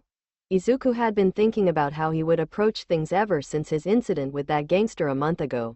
He'd start off observing people from a distance, beginning with his classmates since they were the most convenient. One of the things he learned about himself was that his perception of a situation affected how he would react. There couldn't be a better example than the incident itself. At first glance it looked like the man was assaulting an innocent girl. It also didn't help that he looked like, and in fact was, a delinquent while the victim was a nondescript girl. Izuku saw the situation as a classic hero save the damsel in distress type situation and sprung into action while ignoring what the man was saying, accusing her of. Izuku greatly chided himself when he realized he was given sufficient clues to deduce something was wrong with the situation in the first place, but he ignored it in favor of stopping the villain. As it relates to Himiko, at first it was pretty obvious to him why she wanted to hang out. Katsuki had 2 followers because of his quirk being literally flashy and explosive. Izuku could emit, manipulate and combine light and darkness, a possibly flashier, more explosive, not to mention rare quirk. That's what he thought at first, but Himiko didn't look particularly drawn to his quirk other than fascinated or impressed. She spent the entire day afterwards helping him train and cheering him on, all the time with a smile on her face and a blush on her cheeks, the latter of which he matched every time their eyes met. Izuku started to wonder if she was, dare he say it, actually interested in him. Again, it sounded too good to be true, but at that point he was giving her the benefit of the doubt. Then she asked him to spar with her, and any preconceptions he had was shattered when she pulled a knife out of nowhere and cut his cheek open. Granted, it was shallow enough for it to heal within minutes, but what had him truly frightened was the look on her face. The way her eyes dimmed, how wide her smile was, and the absolute glee in her voice when she tried to stab him. She said it was an act and tried to laugh it off, but Izuku wasn't convinced for a minute. In fact, the way how she laughed it off made him even more suspicious of her. Izuku would never again let his guard down around her, which was fortunate because she showed up every day afterwards to hang out. Since she remained adamant about copying whatever it was the previous day from something she saw a villain do, he decided to ask her which villain it was. He never did get an answer. Days turned into weeks with Izuku silently observing Himiko through their growing friendship, and he came to the conclusion that she was most definitely weird, and not because she actually wants to befriend him, for reasons not Quirk related. With that said, he couldn't help but suspect she was after something, but what it is he couldn't figure out. The only thing unique about him was his quirk. He wasn't rich, didn't have any connection to any rich, famous person, hero or villain, and his personality is about as interesting as a hero fanboy, nerd. All of it should point out that he had nothing to worry about, but the uncertainty was always there. He couldn't help but compare her to Katsuki despite the fact that she acts the complete opposite of him. But it was her eyes. Sometimes he caught her looking from the corner of his eyes when she thought he wasn't, and what he saw frightened him. It has been close to a month since they've known each other, and though he is less frightened and more used to her quirky attitude, he is not too trusting of her even now. Especially considering she still carries around a box cutter strapped to her thigh for reasons. He was honestly too afraid to ask why she did, but he'd give her the benefit of the doubt. It's not like he could judge people for being weird, just look at him. Forgetting what he didn't know about her, Izuku had gotten to know a lot about her. The most obvious is that she attends a private middle school located several blocks away. She's apparently an only child, and while her family is well off, her parents are usually too busy to be there, often leaving her to her own devices, which is apparently hanging out with him for most of her free time. Excluding his precarious relationship with Himiko, Izuku continued to hone his quirk. Izuku feels he has at least mastered the basics of his quirk, able to form light and dark at any time he so chooses. That doesn't mean he's slacking off though, there is always work to be done and a new goal to be set to achieve. This time Izuku wanted to master a little technique he called void release, by far the most dangerous and lethal aspect of his quirk, the fusion of his light and dark powers.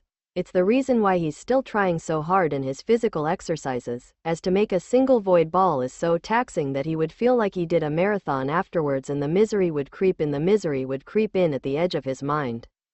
The ball itself was barely enough to fit into his palm, yet the power behind it was devastating. It wasn't that the objects he threw the void ball at were destroyed so much as they ceased to exist. The few times he's tried proved that it was without a doubt the single most unstoppable force since All Might. Nothing was safe. Metal, sand, even the water itself were erased from this world when it comes into contact with it, oftentimes leaving a ball-shaped hole that fills up with water after a few seconds. The true danger and cause for training is its stability. With each void ball, Izuku had about 5 seconds to throw it at something or at WOCE, and considering how things ended up, he did not want to be caught in that explosion. Some people are immune to their quirk's power, but Izuku isn't dumb enough to believe it applied to him. The few close calls he'd had with that particular aspect made him only attempt void control once or twice every few weeks as a measure of his progress. Since it relies on both aspects of his quirk, Izuku could say that it was the best way to do so. It also has the added bonus of clearing away some of the tougher garbage on the beach. Currently, Izuku is proud to say at least half the total garbage on the beach has been cleared. He is also proud to note that he is no longer a walking fishbone, but that was for another time, namely when he's flexing in front of his bathroom mirror in the morning. Still, he gave his arm and experimental flex and felt the modest muscle buildup and grinned to himself. Meanwhile, Himiko grinned at Izuku grinning. It was clear what he was doing, and she found it so adorable she had to grab her cheeks to cool them down. It's been a month now since she has met the short, kind, smart, adorable boy that was Midoriya Izuku. A month consisting of watching, talking, awkward stutters on Izuku's part, blushing on both their parts, and so much smiling. Himiko can't remember the last time she'd ever been so happy being around someone without her compulsions acting up. She'd swear to herself that she would learn everything about Midoriya Izuku because she liked him, because she wanted to be like him, because she wanted to become him, but after a month she's starting to wonder if that is a good idea. Looking at him now, earnestly working on his quirk, could she really be like him? Himiko is a great many things: mysterious, slightly ditzy, strange, cute, dangerous and maybe just a little unhinged, but he didn't need to know about that last part. Not that he isn't sufficiently paranoid to have his guard up through her sincere attempt to befriend him. Oh, she's noticed that too, not that it was hard to see, nor was it not well deserved. She did acknowledge she was dangerous after all. Yet it said something about someone who's willing to give her the benefit of the doubt and be nice to her even after she cut him and… She stared dreamily off in the distance for a bit before shaking her head. No, bad Himiko, she chided herself. Now that she thought of it, back then was more of a Pyrrhic victory, since she ended up shattering his tentatively good first impression of her with that single impulsive action. In her defense, she couldn't help it. The thought of seeing him all bloody and damaged after a hard battle still sent a pleasant chill down her spine. For once Himiko took her eyes off of him and looked to the sky. It's not like I was wrong. She did have a point about combat back then, but it was such a disaster she doubted he could ever trust her to that effect again, which really sucks because she knows it would benefit him, and if he gets a few cuts in the process then it's a bonus. But how do I convince him? Himiko wasn't as dumb as she let on. Izuku will never fight her. She couldn't be playful with it. She could appeal to his logic, but rather than fight her he would just find some other way to accomplish it. One of the things she admired about him was that under his diminishing insecurities was ingenuity and drive to accomplish his goals.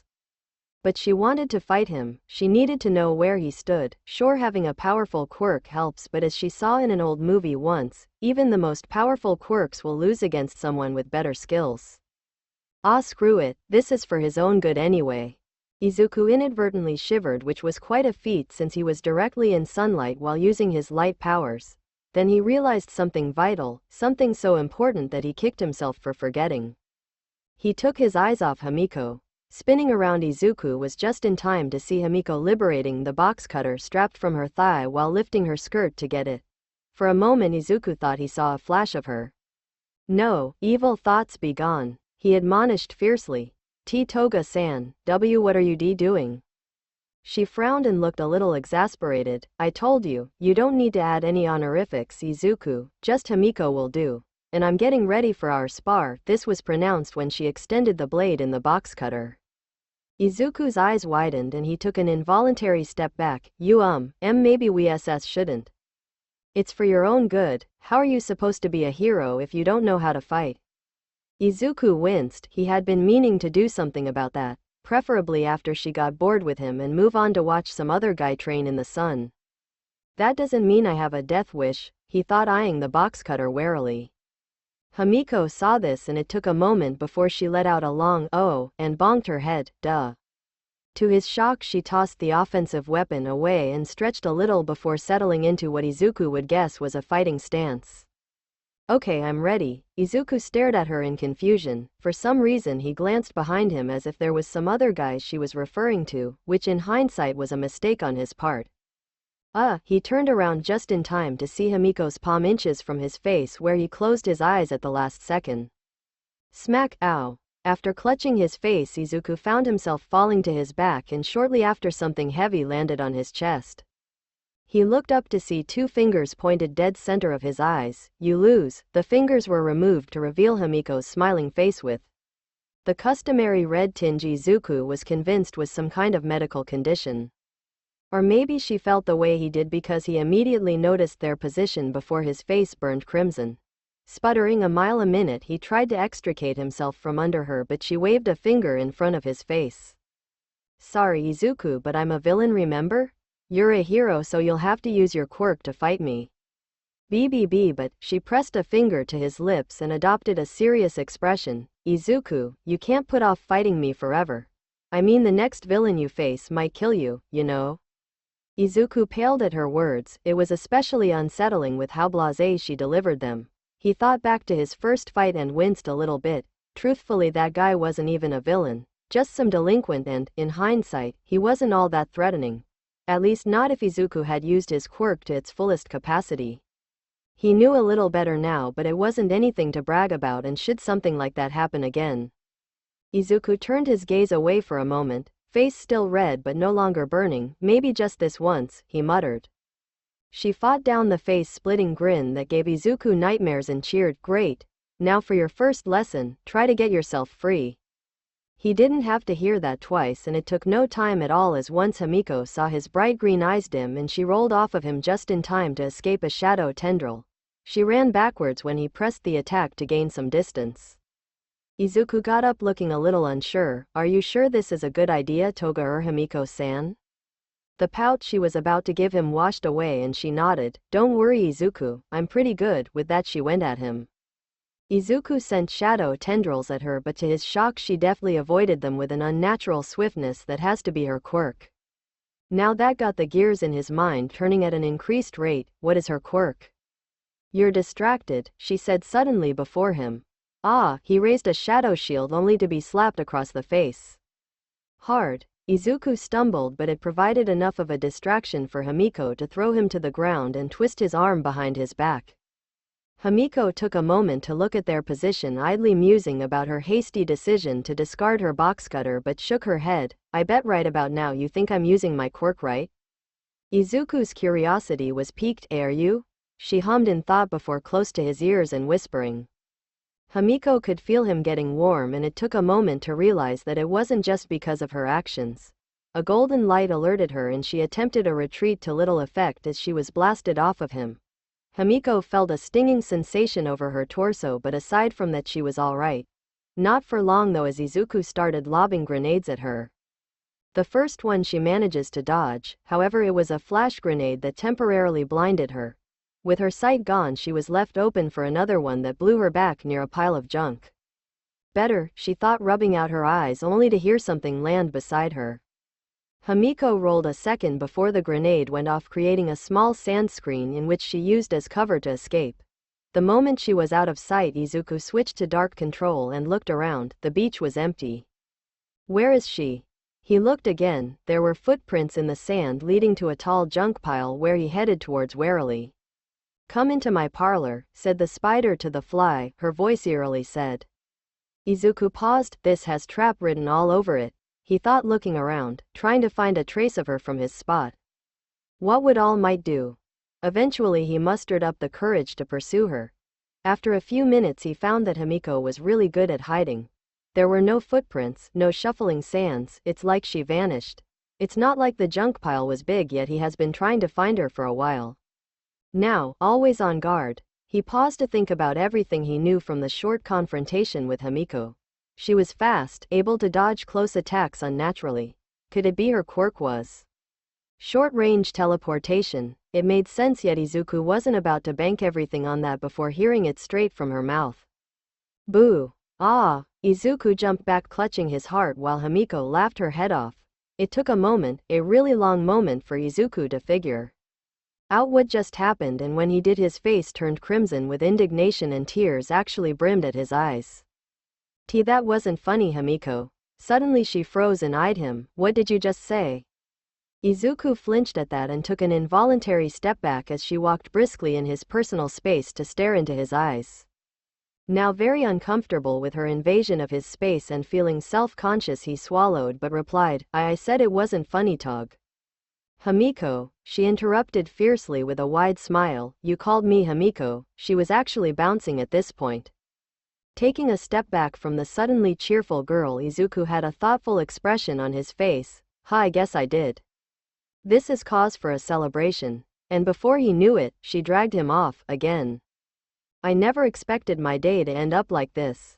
Sitting next to Himiko Toga on the beach of a dilapidated seaside park while watching the sunset and eating crepes. It was so surreal to Izuku. For a moment he had to pinch himself to make sure he wasn't dreaming, and even then he took subtle glances at Himiko cheerfully eating her crepe to make sure he wasn't hallucinating. It's no good, Izuku blinked. Is it no good? He looked to the pastry and shook his head. No, I was just thinking. He then took a bite while mumbling to save himself from speaking anymore. Himiko scoffed. I'll say. They ate in silence for a while, and at the end, before they walked their separate ways, Izuku made a decision. I just wanted to say thank you for this, Himiko-san. He flashed her a grateful smile that lit up his features. For her part, Himiko stared at him in stunned silence before her perma flush grew and she grinned at him. Hey, what are friends for? Izuku smiled just a little wider at her. See you tomorrow. With that he ran off. See ya, Izuku. Unlike him though, she took slow steady strides, a smile on her face the entire time, for she too had made a decision regarding her precarious relationship with Izuku. Sighing contentedly, she continued on her way while humming a cheerful tune. His eyes fluttered open and the first thing he noticed was the smell. His nose wrinkled in disgust. He tried to move but was met with resistance, prompting him to see what was wrong. Both his arms and legs were bound to the chair. What the fuck? He mumbled, throat hoarse. He tried to force his hands and legs but only managed to rattle the chains cutting into his skin. Oh, you're finally awake. He paused, his darted to where the sound was coming from. Who's there? He was met with silence and sweat began to form on his brow. You know who you're dealing with, asshole. I'll fucking kill you. Thunk. He stared down at the butcher's knife that was suddenly brought down on his pinky and screamed. Oh, you shouldn't scream so loudly, Yamaha. It's only a finger. The figure walked around to face him. Why you? He said, the fear now palpable. The figure smiled. Let's get you nice and bloody, and brought down the knife again. To be continued. A shabby-looking apartment complex with some bars on the windows, walls smeared with some graffiti, stood on an equally shabby-looking street filled with garbage.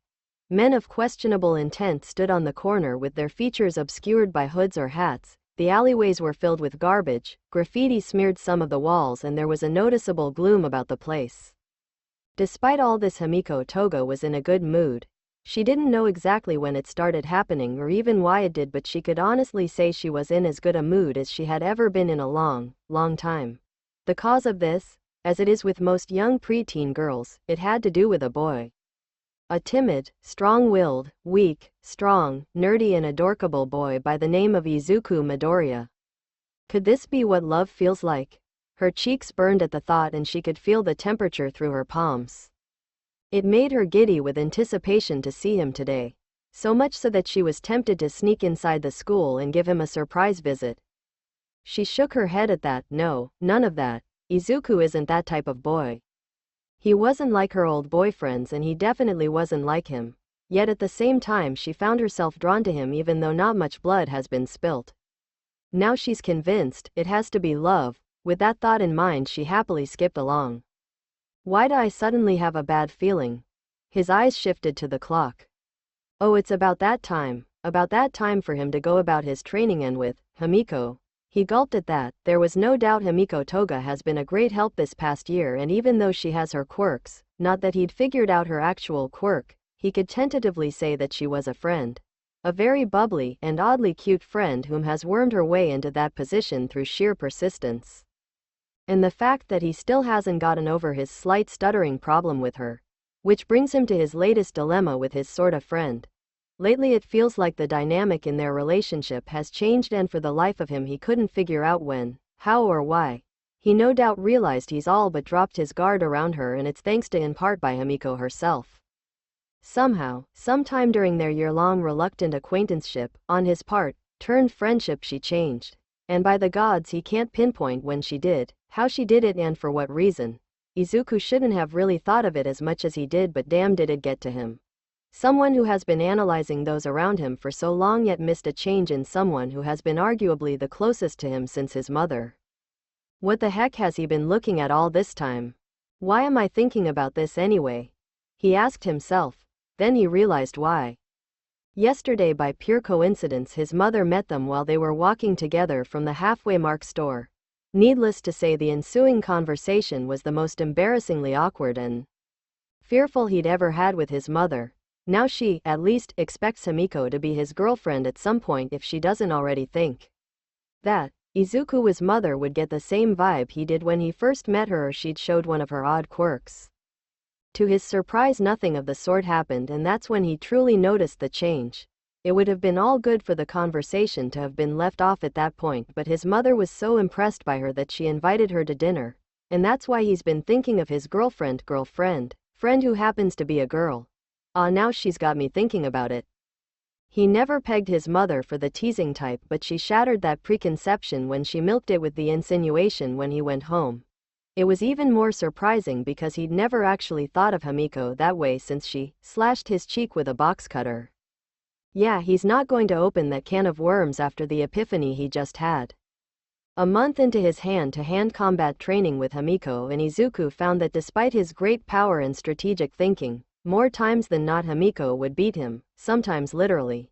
The first time she had him in a sleeper, another time she wrapped her legs around his neck and threatened to strangle him.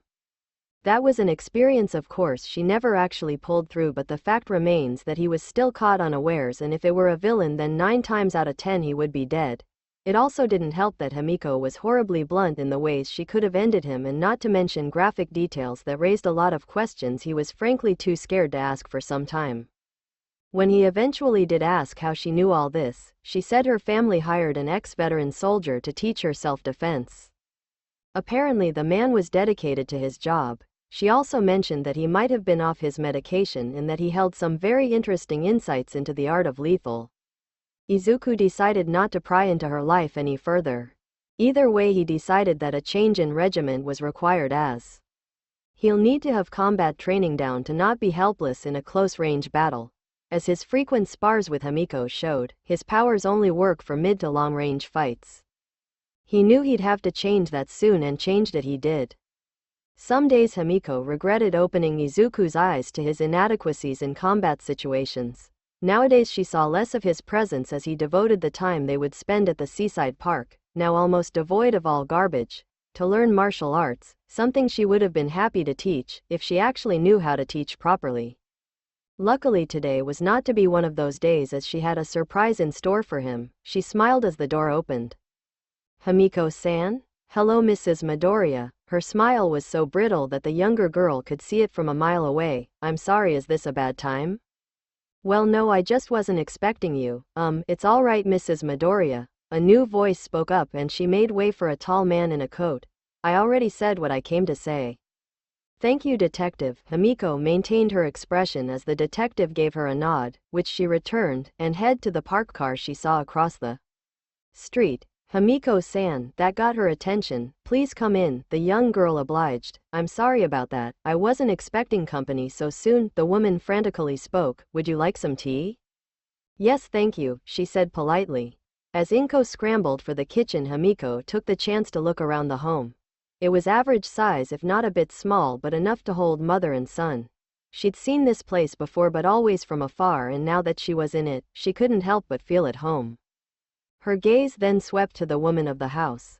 Despite being of age, she had a pretty face with a slim figure and straight long dark green hair, no doubt where Izuku got it, tied into a small ponytail with the rest just reaching above her shoulder. From the way how she was operating right now, Himiko could also tell where Izuku got his worry-wart nature from. Himiko took a sip of tea. It's delicious. Thank you, Mrs. Midoriya, she said honestly. The woman managed a smile at the compliment. You are welcome. Her eyes then drifted to the clock. It wouldn't have seemed like much, except that was the 12th time in 6 minutes she did that, and so Himiko was compelled to ask, did I come at a bad time? No, heavens no, it's just that, she trailed off. Did it have something to do with that man? She guessed. At this, Inko sighed and placed the tea down. No, rather it was what he had to say. She looked to the clock again. What did he say? Inko drummed her fingers against the teacup she held for a moment before speaking. A few months ago, Izuku was jogging home late one night when he witnessed a girl being assaulted.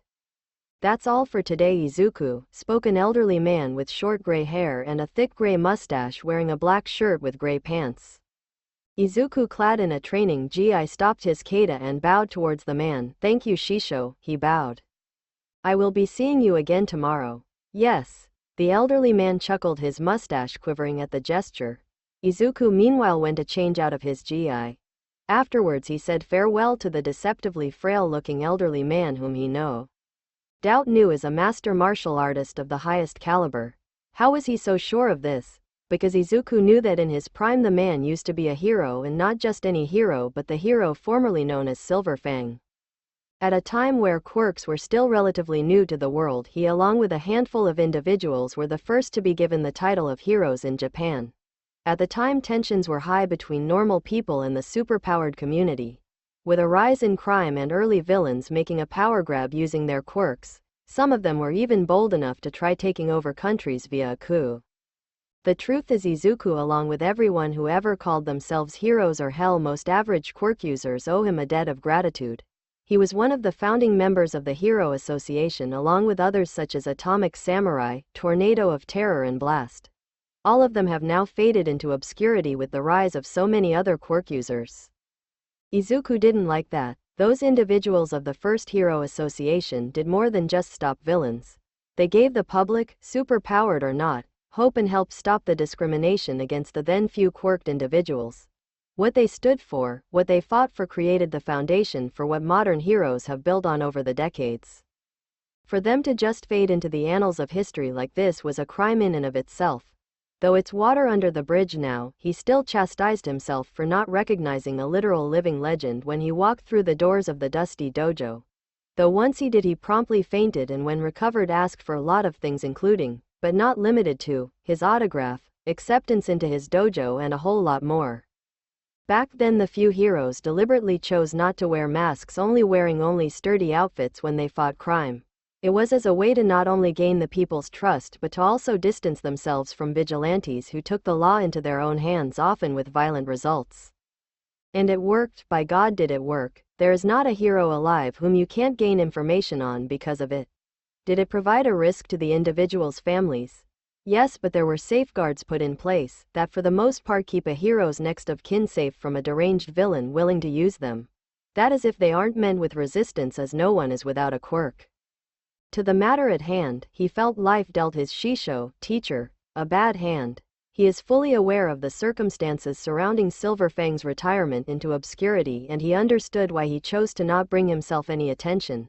At the same time, Izuku couldn't bear to see the man like this, wasting away in a dilapidated dojo with not a single student to pass on his teachings to.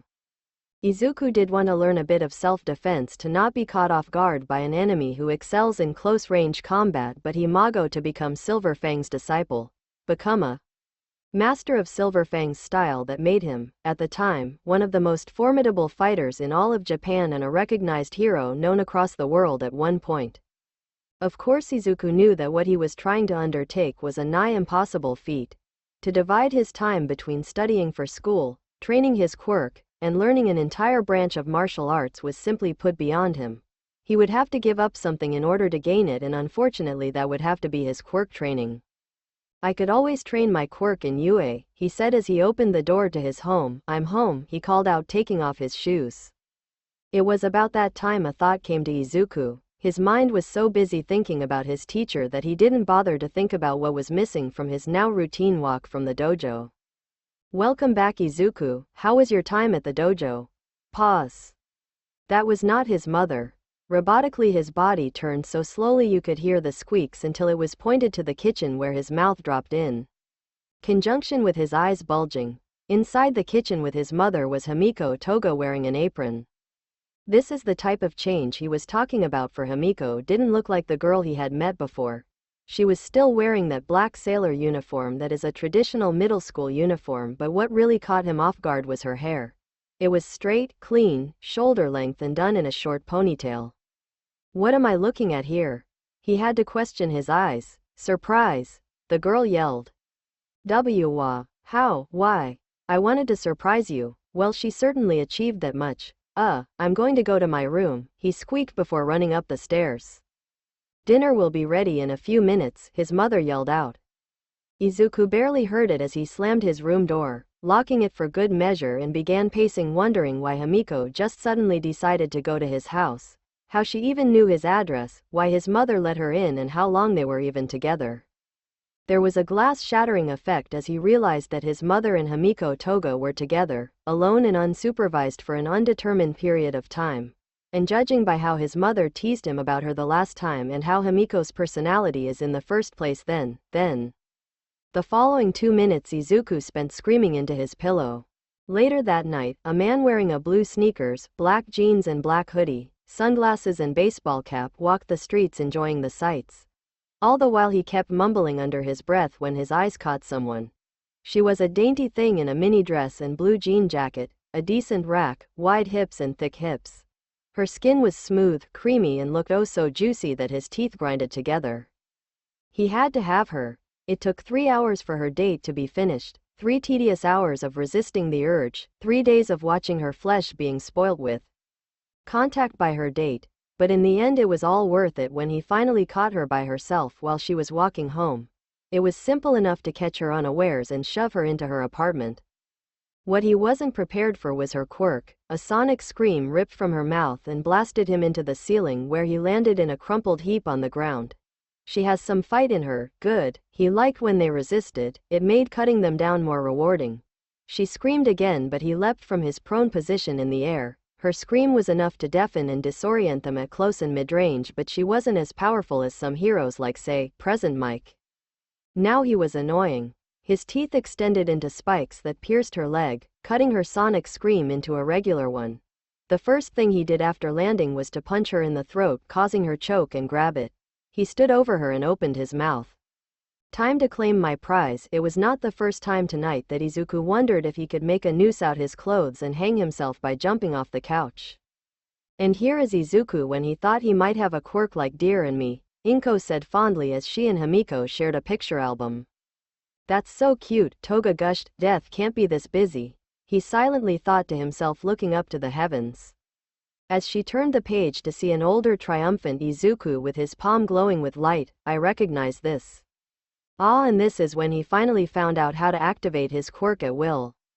It's getting kind of late, Himiko-san, shouldn't you be going home? At this both females' eyes went to the clock and saw that it was close to 9:30. Time sure flies, Himiko whistled as she got up and bowed to the matriarch. Thank you for your hospitality. The move shocked Izuku more than it did his mother, who simply waved her off. Think nothing of it. Well, I better get going. I'll walk you home, Izuku immediately spoke. Himiko gave him a puzzled look before noticing his mother and smiled, sure. As they walked down the street, Izuku jumped straight to the chase. Why did you come to my house today? I wanted to surprise you. Izuku frowned. Himiko-san, what? I am telling the truth. He raised an eyebrow. Really? Okay, fine, she relented. I wanted to talk to your mom. Why? She looked at him. To get to know you better, of course. He opened and closed his mouth. But why? He pressed in confusion. I mean, there is really not much to know about me. Yes, there is, she disputed rather forcefully, like why you train every day. I already told you, for developing your quirk so you can be a proper hero. She droned. Yeah, I know, but why are you trying so hard? You never told me that. Why do you think you have to try so hard to become a hero? Why do you do it? What drives you every morning to get up and do drills, develop your quirk and learn how to fight? She pressed, backing him into a wall where she used her arms to box him in. He swallowed nervously, now noticing the height difference between them. Toga didn't seem to care as she continued. You told me you want to go to UA, but I'm pretty sure no one else is trying this hard to do it. Just what are you trying to prove, Izuku Midoriya? Izuku stared, his previous embarrassment forgotten. He stared at her, but he wasn't staring at her. Look, you made him cry. I won't let you hurt him anymore. You playing at Hero Deku? You don't even have a quirk. He looked down. Izuku? She couldn't see it, but his eyes clenched shut. Show yourself, Deku. Get out here so I can kill you. Lights out. His eyes snapped open and he drew in a ragged breath. Izuku? Huh. He looked up. Himiko was no longer close, but at some point backed up, and with good reason. Spikes of dark had coalesced around him and jutted outwards. I'm sorry. The darkness faded away. It's okay, she said a little guiltily. I shouldn't have pried. No, he paused and looked at his hands. It wasn't always like this, you know. My quirk, it didn't come to me as easily as it did everyone else. I never even realized I even had quirk. No one did so before I found out. Everyone called me quirkless or useless Deku, because I was always weak and couldn't do anything right. He chuckled bitterly. Actually, they still do. Himiko frowned. Izuku, Kachan was the one who gave me that name, he interrupted. I know him. Wasn't he your friend? Yeah, he was. He smiled sadly. We both wanted to be heroes like All Might. We were practically inseparable. Then he got his quirk, I didn't, and suddenly he was the center of attention, getting praises and suddenly having a lot more friends. I never really cared much for his quirk, not really. I admired him way before he ever got his quirk. You admire him? I still do, he chuckled derisively. He always strived to be the best, he never let anyone get in his way, and he had a lot of passion, especially towards his goal. I want to be just like All Might, but Kat Kachan, he wanted to surpass All Might as a hero. I think I was the only one he knew, besides Mom and his parents, then his flashy Quirk. He was just a boy to me, a friend, not some wonder boy. I knew that, he knew that, and because I didn't see him as this unbeatable, insurmountable thing he started, I don't know, see me as a threat. He took a long pause as if he was thinking of his next words. Yeah, Izuku said, nodding as if confirming. I think he didn't really know how to deal with someone who just thought of him as a normal person, so he did what he always did with things that bothered him. He lashed out in the worst ways. He bullied me, belittled me, called me names, anything to make me feel inferior to him, and he did it without seemingly any regard for my health. Bastard, was the first thing that came to Himiko's mind. Inko Obasan told me that they went through a rough patch. This is a lot more than just. I guess I shouldn't have expected any better, he continued. It's just like Kachan to respond physically to anything he thought of as a threat. I didn't get it back then, but I had a lot of time to think about it, ever since I moved here. Mom told you about the fight we had that made us move here, right? Yeah, she said they had a little fight and she thought it would be best to give them some space. Seeing that Inko was a worrywart, Himiko didn't think much of her decision, but now. You see, at the time I was still developing my quirk and it affected my brain chemistry. So I was down, sad, angry, agitated, and I didn't know why. Then Kachan, being Kachan, started to pick on me, and that made me feel even worse, so I threw the first punch. Himiko's eyebrows shot up. No doubt the bastard deserved it, but to think Izuku was the one to hit first was, well, if she was honest, the thought was very appealing. Then he retaliated with his quirk, so I found the storage shed, locked the door, and turned off the lights so I could make it an even playing field. The only reason why Himiko wasn't grinning at the thought right now was how Izuku looked. He was ashamed, devastated, and sad at the same time. His sad green eyes, devoid of any of his usual cheer, made her stomach churn. I was telling the truth about why I dedicate every single day to bettering and understanding myself and my quirk, Himiko-san. Because the last time I didn't just lose my senses, my mother's peace of mind, and my home. I lost my friend, and I have nothing to show for it except this. He lifted his shirt to show her a large burn scar across his torso and pulled it back down when her mouth dropped in a silent gasp. I'm sorry, I shouldn't have asked. He raised his hand and she remained silent as he gave her a sad smile. It's all right. He looked around. Is this far enough? Yeah, I'll see you tomorrow, Himiko. You too, Izuku, was all she could say to retreating back. With her mood now thoroughly down, a dejected Himiko Toga walked the streets alone. And the day started so great too, she thought, then stopped. Izuku had his head down, mentally trying to calm his thoughts, but to no avail. But it was something to be expected, especially since he opened the floodgates of emotion he had cut off in pursuit of training. With that thought, it's going to be a while before he could find something to distract his mind from the emotional torment. Izuku, He turned and was almost tackled off his feet, but luckily managed to plant his footing as his hands reflexively came up to hold whatever hit him still. And that something happens to be Himiko saw oomph. His shout of surprise was muffled by something soft, and when she pulled back, Himiko had Cheshire-like grin on her face. At that point, Izuku was in a suspension of disbelief so badly that he didn't even realize what happened until she said the 10 words that would forever change his current life onwards. I like you, Izuku. Will you go out with me? As far as distractions for the heart go, this is about as good as he'll get. Meanwhile, show yourself, Deku. Get out here so I can kill you.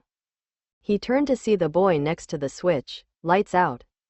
Gah, he snapped up. His breath came up in pants, sweat dropped down his body, and red eyes darted around frantically for a moment before they settled down. Shit, he flopped back down on his bed as the memories of that day resurfaced. The thoughts only caused him to growl in a mixture of anger and annoyance. Damn you. Fucking Deku, to be continued. 2 simple words that wouldn't have meant much, especially from Deku of all people, but it did. It was the very last words that were said by his former friend to him before he went away, but not before throwing Katsuki's entire life into disarray and dealing a major blow, and several, to both his body and mind.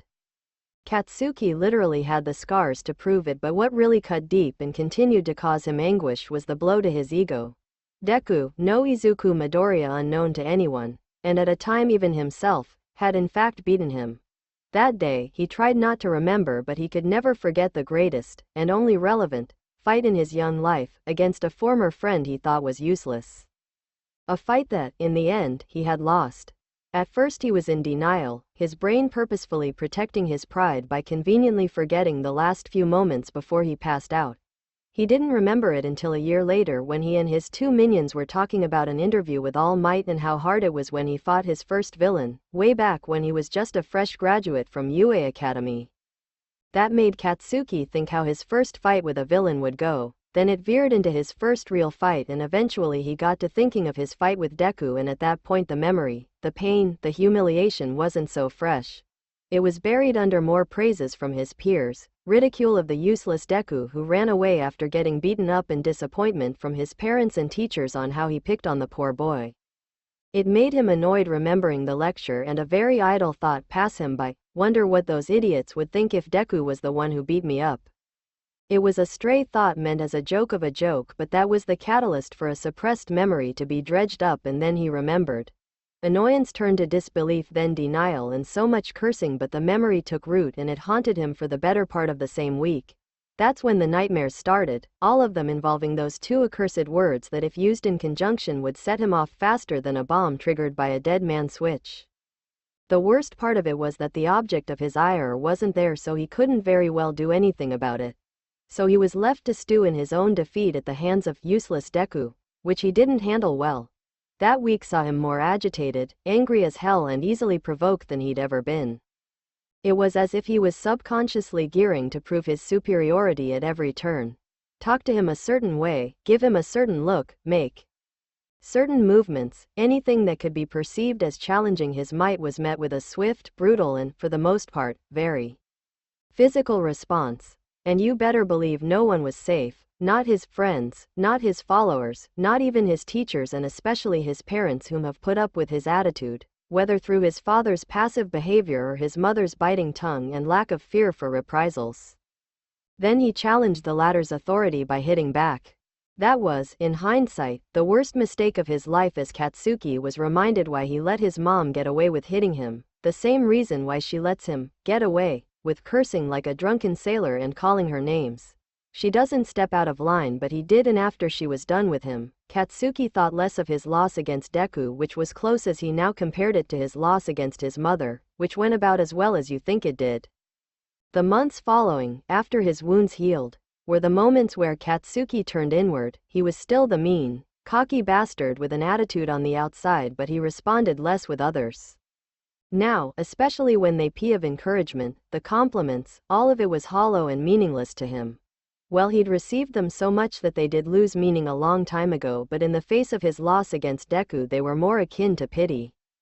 Then he did something he'd never done before and started to think, like really think about his goal and about his fight. It didn't take him long to figure that if he wanted to be the best, then he would have to beat Deku. Should those ever be uttered, then he would either be a laughingstock or be congratulated for the funniest joke of the year. So for a while he remained quiet, and through his introspection he started thinking more about the boy known as Midoriya Izuku. He's under no illusion that Deku didn't actually want to, or rather he did not plan to fight him that day. Really, it was Katsuki's fault for pushing him, but can you blame him? Deku never fought back, and once upon a time when he did, he was too pathetic to do much. So how did he manage to win? Simple, Deku was, as much as it pained him to admit, smarter than him. It reflected in his grades, and though no one gave him any credit for it, Katsuki actually respected him a little because of it. He could, secretly, acknowledge that much. He knew what Deku wrote in his little black notebook too, or at least from the few times he got a glimpse at it, and others. They were ideas, musings, plans, or what have you, of different quirks, their strengths, weaknesses, possible counters, and so on. Katsuki has no doubt that somewhere Deku kept a profile of him. After all the times he's used his quirk against him, who wouldn't in his situation? Also, Deku is the only one who knew him as a person, as a friend.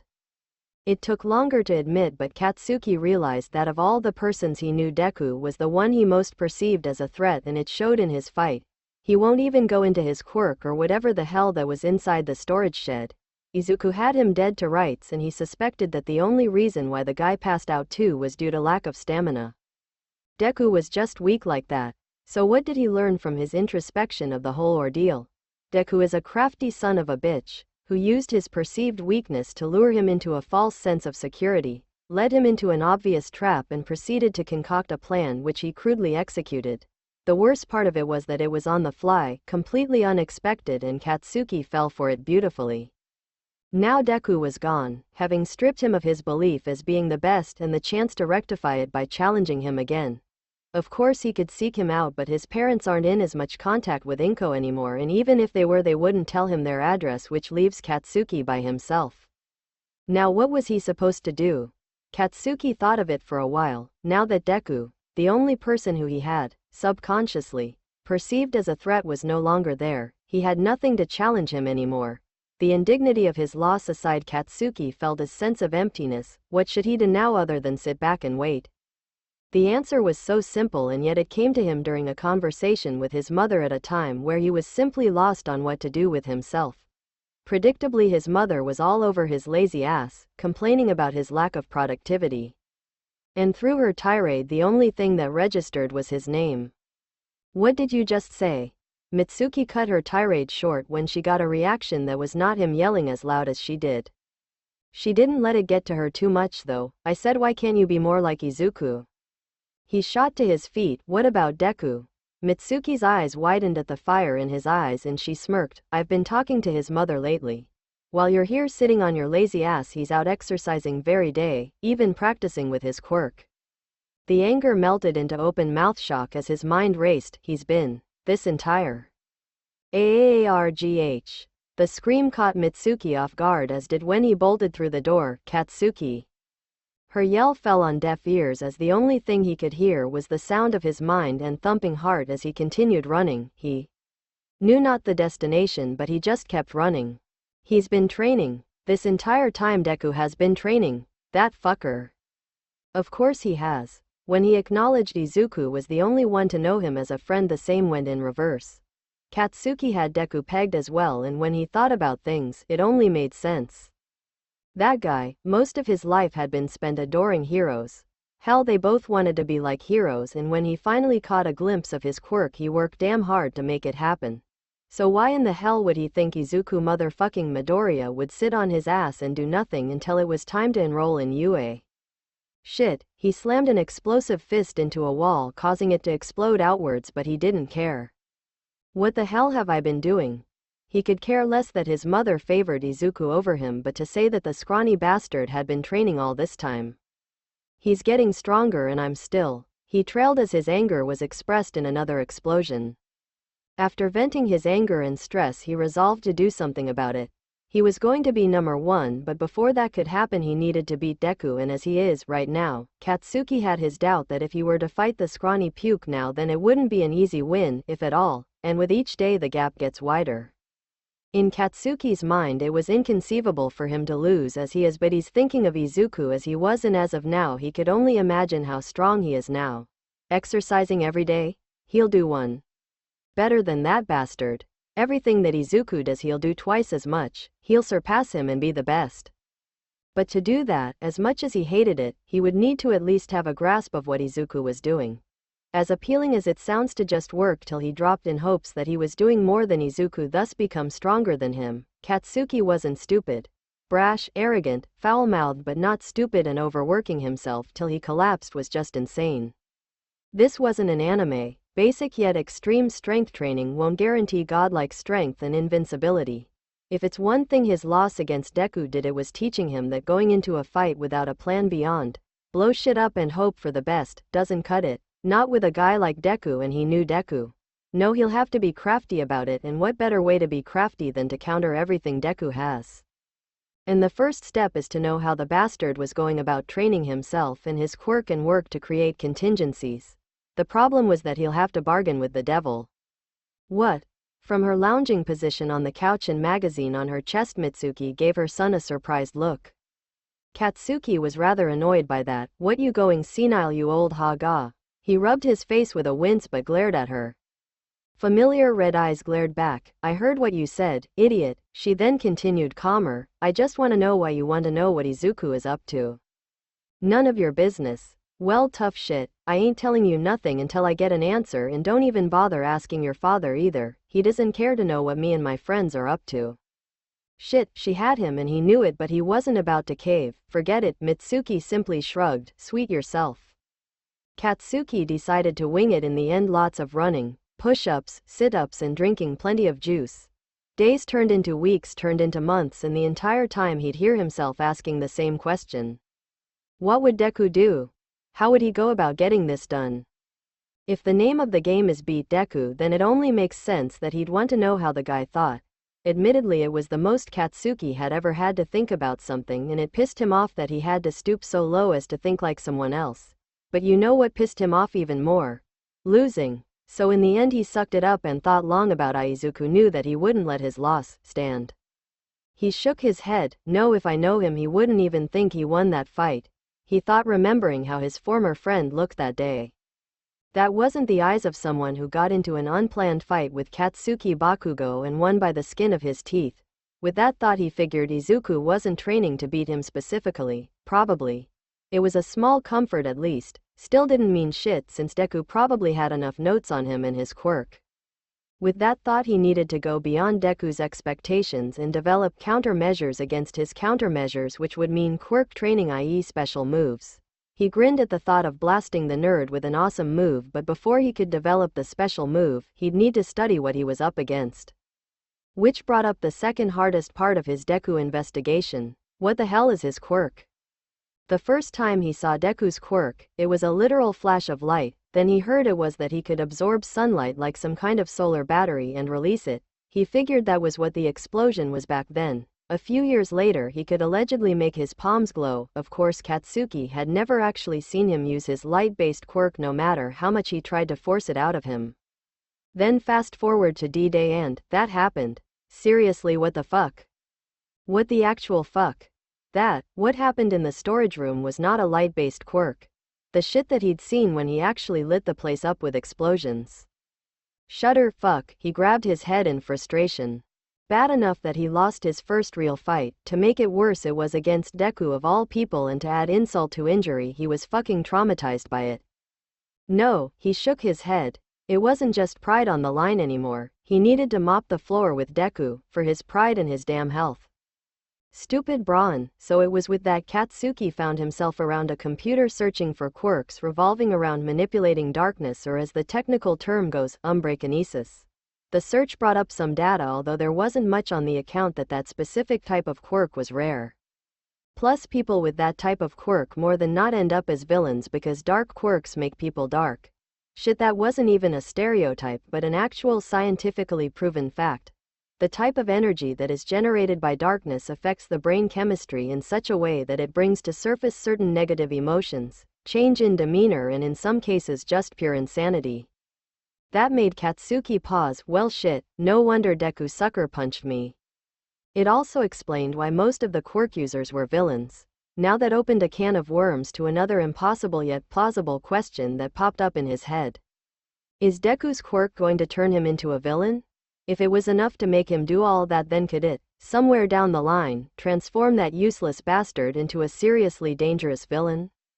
PFFT, yeah right. He had to scoff at, he thought, not even going into how ludicrous it sounded for Deku to be a villain of all things. Katsuki himself couldn't imagine Deku would ever think to be a villain. Just look at Katsuki, with his quirk and attitude, he's as close to being a villain to anyone who would skim his profile. For fuck's sake, he already has minions, though he didn't hang around them for long. Back to the point, Deku wouldn't be a villain, at least if he were left to his own devices, dark powers or not. If Katsuki could be a hero, then you better believe Deku can as well, and without Katsuki to keep him in check, then there is literally nothing holding the guy back from pursuing that dream. Dark quirk be damned. Speaking of quirk, while on the topic of quirks, Katsuki felt that he still hadn't grasped Deku's quirk, not fully at least. Oh, he had enough memories and evidence for his dark powers, but still, if that was all, then what's with that light shit then? Naturally, Google was his only friend, and when he typed in light explosion and dark control, his views on quirk expanded as the search engine showed something peculiar that surprised him. Dual quirks. In all honesty, Katsuki didn't even think that was a thing. Oh, he knew it existed, having more than one ability in a single quirk. It is usually found in mutant-type quirks, Or it could be a side effect of a quirk, like in his case, because his explosion quirk is just as lethal to him as it can be for others. His body compensates by developing thicker skin. Katsuki will in theory have very durable skin, especially around his palms. But the actual definition of dual quirks, what Katsuki found, told a different story from what Katsuki was aware of. Having two quirks manifest that aren't inherently similar to each other. These were the rarest of the rare type of things, so rare that the number of documented cases could be counted on one hand. There was the fairly known ability to turn invisible and generate force field. He remembered that heroine very well from the so-called Silver Age of quirked heroes. Then there was that one villain who had super speed and could generate fire. That guy is incarcerated at the moment. Finally, there was a recent guy who could do 0-point manipulation, which is the ability to render all things motionless by trapping them in a field which he could move around at will, and aggressive regeneration. Katsuki wouldn't lie, having one of those powers could make someone dangerous, but having two of them and they are almost unstoppable. That aside, it still frustrated him because there was so little examples of them that it wasn't likely he would find what he was looking for, and he wasn't about to go read up on the many theories so-called experts have come up with. Then he thought, fuck it, might as well try, and looked up dark and light quirks. What came up aside from some sites was the caption, "Did you mean light versus dark?" More than a little intrigued, he clicked on it, and the first thing that generated of all things was an article based on a book. Light versus Dark, The Tragedy of the Reynolds Family. This got an eyebrow raised at the familiarity of it. The name Reynolds sounded familiar. Out of curiosity, he clicked on the article. By the time he finished reading it, he leaned back in his chair and muttered, "Holy shit." The article was an overview of the book, was based on true events, mostly journal notes, eyewitness accounts, public records. Everything in the book was authenticated and extensively researched, documented and proven. The book is a biography of one Robert and Ryan Reynolds, aka the Reynolds brothers, or their more famous aliases, the Sentry and the Void. Now those names Katsuki recognized. Oh, there is not an aspiring hero or villain who wouldn't recognize those names. Arguably the first humans in recorded history to have developed quirks, and the very first hero and villain respectively. Everything that is now started with those two. Their actions shape the foundations for other quirk users, and for better or worse their ideals still held firm. Or at least that's what one analyst said. Katsuki was less interested in the history and more in their quirks. When Robert Reynolds was born, his body shined in a golden light so bright that the hospital lights wouldn't compare. Of course, this made the papers as a sign from the heavens. On the contrary, his brother was born soon after, completely normal. Later on in their life, Robert's quirk would evolve from glowing brightly to manipulating and generating light, while Ryan would be able to do the opposite and control and generate darkness in all its forms. By themselves, those quirks were some of the rarest, and the two brothers cemented themselves as the most powerful hero and villain in history with the feats they pulled off during their respective careers, thanks mostly to those quirks. And now there's a very good chance that Deku has both of those quirks under his control. Again, what the actual fuck? Katsuki was in a state of disbelief that the most useless and weak guy he knew ended up like THH. He felt reinvigorated. Oh sure, he acknowledged that the Reynolds twins were insanely powerful with their quirks, but strip away all that and what's left is Deku, and while the guy is crafty, he makes for a far less imposing face than those two legends. He gulped. "I'm going to surpass All Might, and that means I'll surpass you too." He pointed at the picture of the Sentry. A lofty goal with almost no chance of being accomplished, but as the saying goes, dream big or don't dream at all. For the rest of the year, Katsuki worked on quirk development, researching extensively on his fitness and quirk techniques, even going so far as to draw inspiration from heroes, never villains, with similar quirks.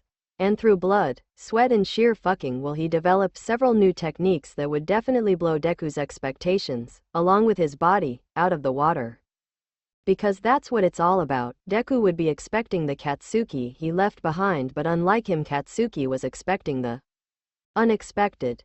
Deku would never catch him flat-footed again, and he worked twice as hard as he had any business to.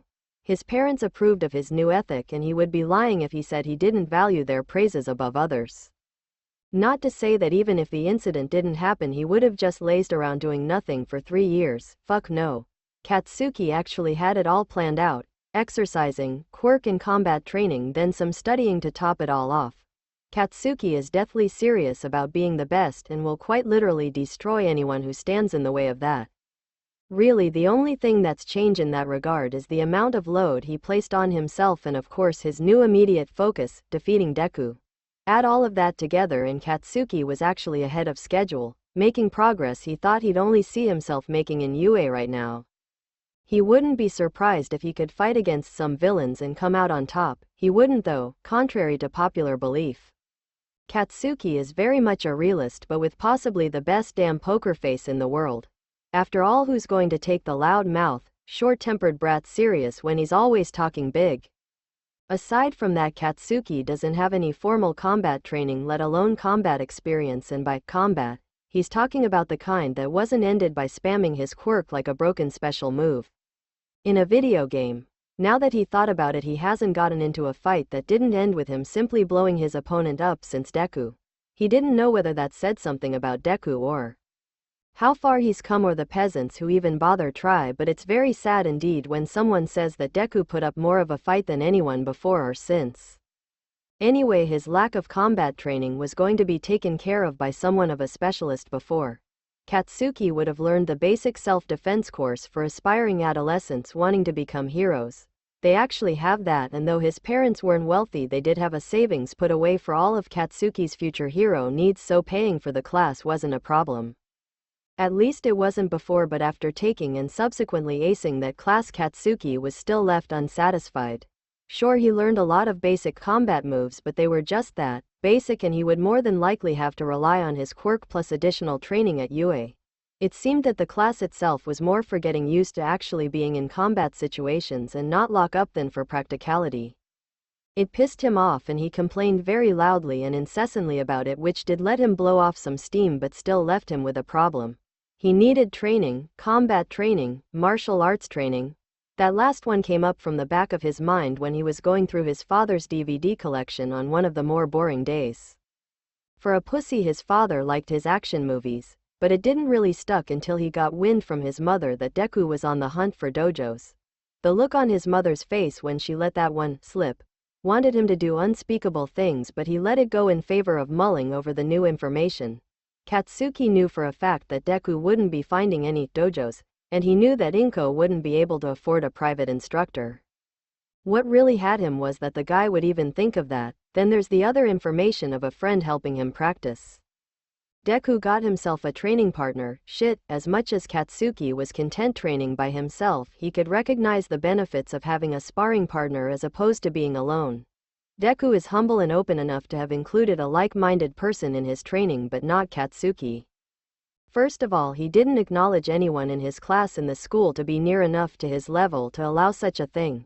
Even if he did, then they would have to be able to keep up with his kind of training, bear with his attitude, and be tough enough to withstand him.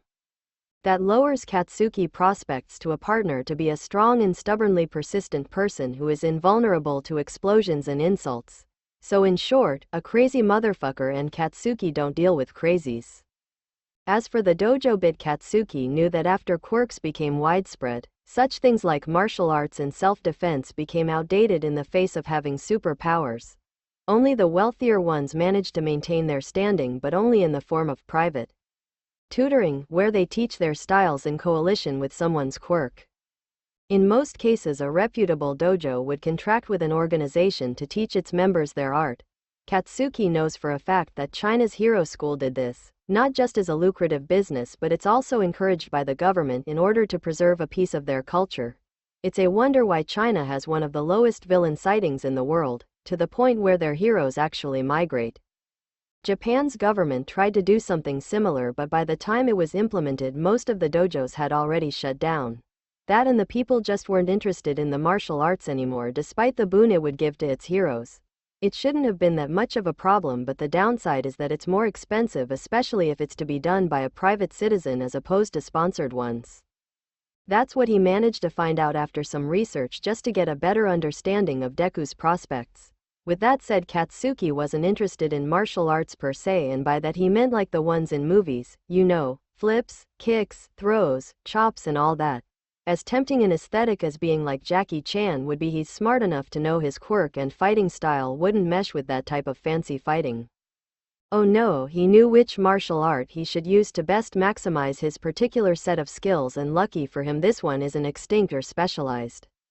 The moment he entered through the door, Katsuki could tell he walked into the right place. Exercising equipment of all types were in a designated area. Mats and lots of punching bags of different types were also present, but at the center of the area was a boxing ring. Katsuki couldn't help it, he grinned at seeing two men duke it out in a no-quirks brawl. Now this is what I'm talking about. With the rise of quirks, certain sports began to lose their appeal to the general public. It's the reason why the Olympics eventually became defunct and replaced with quirk-centered events hosted by major hero schools or organizations around the world, which include UA, of course. The only sports to survive this were mostly contact sports that could be adapted with quirks and of course have an audience that watch for more than just entertainment, i.e. gambling. Boxing is all of that, and while it isn't as popular as it once was, it has adapted into this modern-day society. Out of everything, Katsuki couldn't see Deku doing boxing. It's one of those few things that doesn't take quirks into consideration at first glance, especially projection-type quirks. That would mean Katsuki here, no one would sing him meaningless praises at this place. That was alright though, he was big enough to do boxing, probably even go pro if he wanted, but he'll go as far as he can until UA or graduation. For now though, he will focus on the task at hand. Hey old man, you looking for a new member? A semester and 2 months into his second year passed since he joined the local gym. Turns out Katsuki was a prodigy at the sport. Hell, he's even fought in some matches, 3 in fact, against older, more experienced boxers and won all of them with a knockout. Aside from his accomplishments in the ring, he managed to implement the sport into his combat style, which was still in the experimenting stage but looking very good nonetheless. He even managed to get the hang of a few special moves, and it would only get better from here on out. With true accomplishments and growing progress, Katsuki's future was looking brighter, as did the prospect of his goal. Nothing could bring him down now. Katsuki. Apparently he has spoken too soon. Wadia wanya old granny, he yelled back. Shut up. That was expected, but her bypassing him wasn't. It said something about his relationship with their relationship, that he knew something was wrong when she didn't hit him after he insulted her age. With the way how his mother looked, he was the last thing on her mind. What the hell is going on? His voice was naturally harsh but lost most of its bite. He was curious. Her mother threw on a coat and grabbed her car keys. There was a villain attack. Inko and Izuku are in the hospital.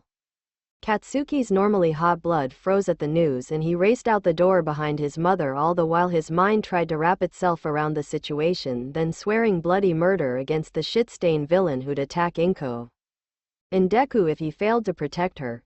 Yellow eyes watched with rapt attention mixed with awe at the spectacle before them. Sitting on the tatami mat with legs folded so as to not appear indecent, Hamiko watched the two figures dance in a complex series of punches, kicks, palm strikes, blocks, evasion, redirection and all manner of other techniques she had really only seen in kung fu movies. As expected, Izuku gives his all with everything. Whether it's mastering his quirk, studying heroics, training for combat, or even a simple date, Izuku tries to give 110%. When she said combat experience, this wasn't what she meant, but only Izuku could take. Learn self-defense, and turn it into become a kung fu master. Speaking of, looks like the spar is about to end. Spar would be too kind of a word, though this was more like a brutal practical lesson. For a kindly-looking old man, Silver was old school with the lessons, like really old school. At a certain point in a disciple's training they would have an evaluation, and since Izuku was the only student, with Hamiko only wanting to watch Izuku work, the teacher took it upon himself to personally evaluate the boy. By having a spar that incorporates everything he's learned these past several months and brutally exploiting any flaws or weaknesses while giving harsh, yet helpful, commentary. Nice evasion, with a front kick which Bang easily blocked. Izuku gained some distance before settling into a stance, one which Silver copied. She should be protesting this, but not fast enough. This time he won on the offensive, and he only managed to get a single fist out before it was deflected. A moment later a kick hit the back of his knee, forcing him into a half-kneeling position with a single leg. That same leg came up and smacked him in the side of the face. Gah! Forcing him to stumble back again and somehow managed to block a third sidekick before getting hit on the shoulder. Ow. She has a vested interest in Izuku being hurt. Your stance is too stiff. Silver kicked his shin from under him, causing the boy to fall. He used the momentum to do a roundhouse kick which missed its mark by a mile, sloppy, and before he could even properly stand, Silver delivered a chop to his chest that made him hit the tatami. Izuku tried to kip up quickly to catch him unawares but was stomped back down when Silver performed a spinning axe kick to the chest. Oof! Besides her needs, Izuku crawled away but got to his feet when Silver continued on the offensive. He managed to deflect all the well-placed strikes, well done, but failed to avoid the sudden leg sweep that had him falling to the ground. Someone is going to have to nurse Izuku back to health. Said boy rolled away into his feet but again went on the offensive with noticeable sluggishness. Useless. Silver slapped away his hands and delivered a palm strike to his face. Izuku, who was barely even standing, actually spun from the momentum of the strike. Slap. Before dropping like a tree that's been cut down. And that's my cue, Izuku. She rushed over to his side with handkerchief in hand and laid his head on her lap, then began wiping away the blood with a concerned expression. Did you have to hit him so hard, old man? She said bitingly. We already know you're better than him, you don't need to remind us. Silver rolled his eyes. It wasn't that bad and he could heal those minor injuries in mere minutes. Besides, he stroked his chin a little while looking at his disciple. Both of you shouldn't be complaining since you both get something out of it. He gave her a look that conveyed his unsaid words. You get to nurse him back to health and Izuku has the privilege of being cared for by his girlfriend. Hamiko clicked her teeth in annoyance. TCH, so he saw through me after all. At that moment Izuku must have realized the soft sensation under his head wasn't a pillow and sat up with a groan. It's okay, I learned that sensei has to hit me at least that hard or else my quirk would just revitalize me and the fight would end up getting dragged out unnecessarily, like last time. Hamiko frowned and gently forced his head back to her lap. Well, I'm sorry if I worry about you, Izuku. Then she swooped down like a hawk. And her lips caught bruised injury that just so happened to have a blood stain. When she came back up, the bruise and blood was gone. They're all better. She smiled a bit widely. Now I just have to get the others. The kiss must have did more than cure his boo-boo because Izuku sprang up with a shout. That's alright, Hamiko. He held his hands up front while backing away slowly. This did little more than amuse the blonde, whose expression took on a teasing tone. But Izuku, my way is a lot more fun. Gulp, and I'll make sure to get every spot. She licked her lips in a way no minor should be able to. No words could describe the white noise static that was Izuku's mind in that moment. I'll remind you too that there are no illicit behaviors allowed in my dojo, Silver remarked dryly while walking away. Hamiko looked at the man's back with irritation before looking back at Izuku, except he wasn't there. Where? He left when you took your eyes off him. There was a breeze and Hamiko's head turned a door in time to see it slam shut. His recovery time has increased, Silver noted as he stared at his watch. Hamiko simply giggled into her sleeve and followed after him. A sigh of content escaped his lips as Izuku let the rays of the almost setting sun shine down upon his now exposed torso. He'd done it so many times that he could almost feel every moment of the gradual change of his body as it heals itself. Izuku was pretty sure he could estimate how long it would take to heal a particular damage. He plopped down onto the ground, then winced. The bruises were healing but slowly, especially since the sun is in its early stages of setting. Ow, sensei really did a number on me. Well, what did you expect when you told him you couldn't handle it? He jumped at the close proximity of the voice and yelped when a hand pulled him back down to the ground, except instead of feeling the floorboards it was a soft cushion that Izuku recognized as Hamiko's supple thighs, and soon enough the aforementioned girl came into his view. Hamiko looked in, feeling better. A little, he stammered, relinquishing eye contact. He didn't get up though. No, he found some time ago that Hamiko liked skinship and giving lap pillows as much as any teenage boy would like getting one from a cute girl. And though it's sort of embarrassing, Izuku couldn't deny he very much liked Hamiko's lap pillows. He would have liked it better in private, but that's just the kind of person his girlfriend is. Oh, was it failed to mention that Hamiko is officially Izuku's girlfriend? His mind pondered this as she ran her hand through his curly green tinted hair while humming. This is nice, he thought, and very much needed, especially after the anxiety-induced few weeks he has been experiencing. It all started after the fateful night of Hamiko's confession and his subsequent acceptance to start dating his friend. His mother had given the news that Detective Tsukachi visited her in the day and told her that Yamaha, the boy whom he mistakenly attacked, was found dead in his home. Izuku later found out much later that the police found him drained of almost all his blood which was missing. That raised his paranoia through the roof, and he kept his head on a swivel for days, going to school and coming back home, which was inconvenient since he literally just got a girlfriend. It wasn't long until the paranoia was toned down, thanks mostly to Himiko herself, who worked wonders in calming him and his mother down. So he was ready to restart his training, which was about the time he hit his second speed bump. His training ground, which was virtually cleared of all trash, had now become a popular hangout spot for couples. On the bright side, with a girlfriend now, he still had a legitimate reason to hang around the place, not that he bothered anymore. Luckily by that time he had devoted most of his time to training with Silver Fang, so it was more of an inconvenience rather than a setback. However, recently a string of murders have gotten him on edge. Granted, it wasn't anywhere near their neighborhood, but if you ask him, it was too close nonetheless. Especially since his mother has to commute to and from work in that general area. At least there are more heroes patrolling the streets now. But still, what are you worrying about this time? Izuku looked at Himiko's face, a frown adorned it. It's nothing. You're a terrible liar, Izuku, she said frankly without a hint of mirth. Now tell me. She lowered her head, her hair falling down in a shower of golden strands. Izuku bit his lip and tried to turn away, but she gently nudged his head back to look at her. He would avert his eyes, but that became harder to do with how progressively close she got to take up most of his vision. By the time he finally caved, their noses were touching. His eyes closed in bliss, yet the nagging feeling of worry still plagued the dark recess of mind. Goodbye, Midoriya-san, the single mother responded in kind towards her coworker. Having finished for the day, she headed out and made her way to the bus stop. It had been a miracle she managed to find a well enough paying job after she moved from her old neighborhood. She had only managed to break even with the money she gained from selling her old house to buying another. Luckily it hadn't taken that long, and she was able to receive her first paycheck in conjunction to when she had to pay utilities. It just seems like her luck has gotten better ever since she moved. After the horrible incident with her son and Katsuki, she had been racked with guilt. She always suspected her son was being bullied. At one point she was convinced of it, but she has a perpetual weakness to her son. She would put her faith in him that he would confide to her his problems. He did not. She felt guilt at not only finding out too late, but also hurt that Izuku had not told her of this so she could do something about it sooner.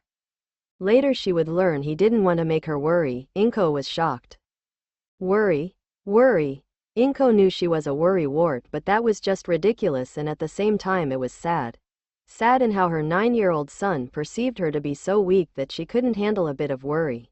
The fact that he would perceive her to be a worry-filled dependent person instead of a strong adult role model made her equal parts sad and upset.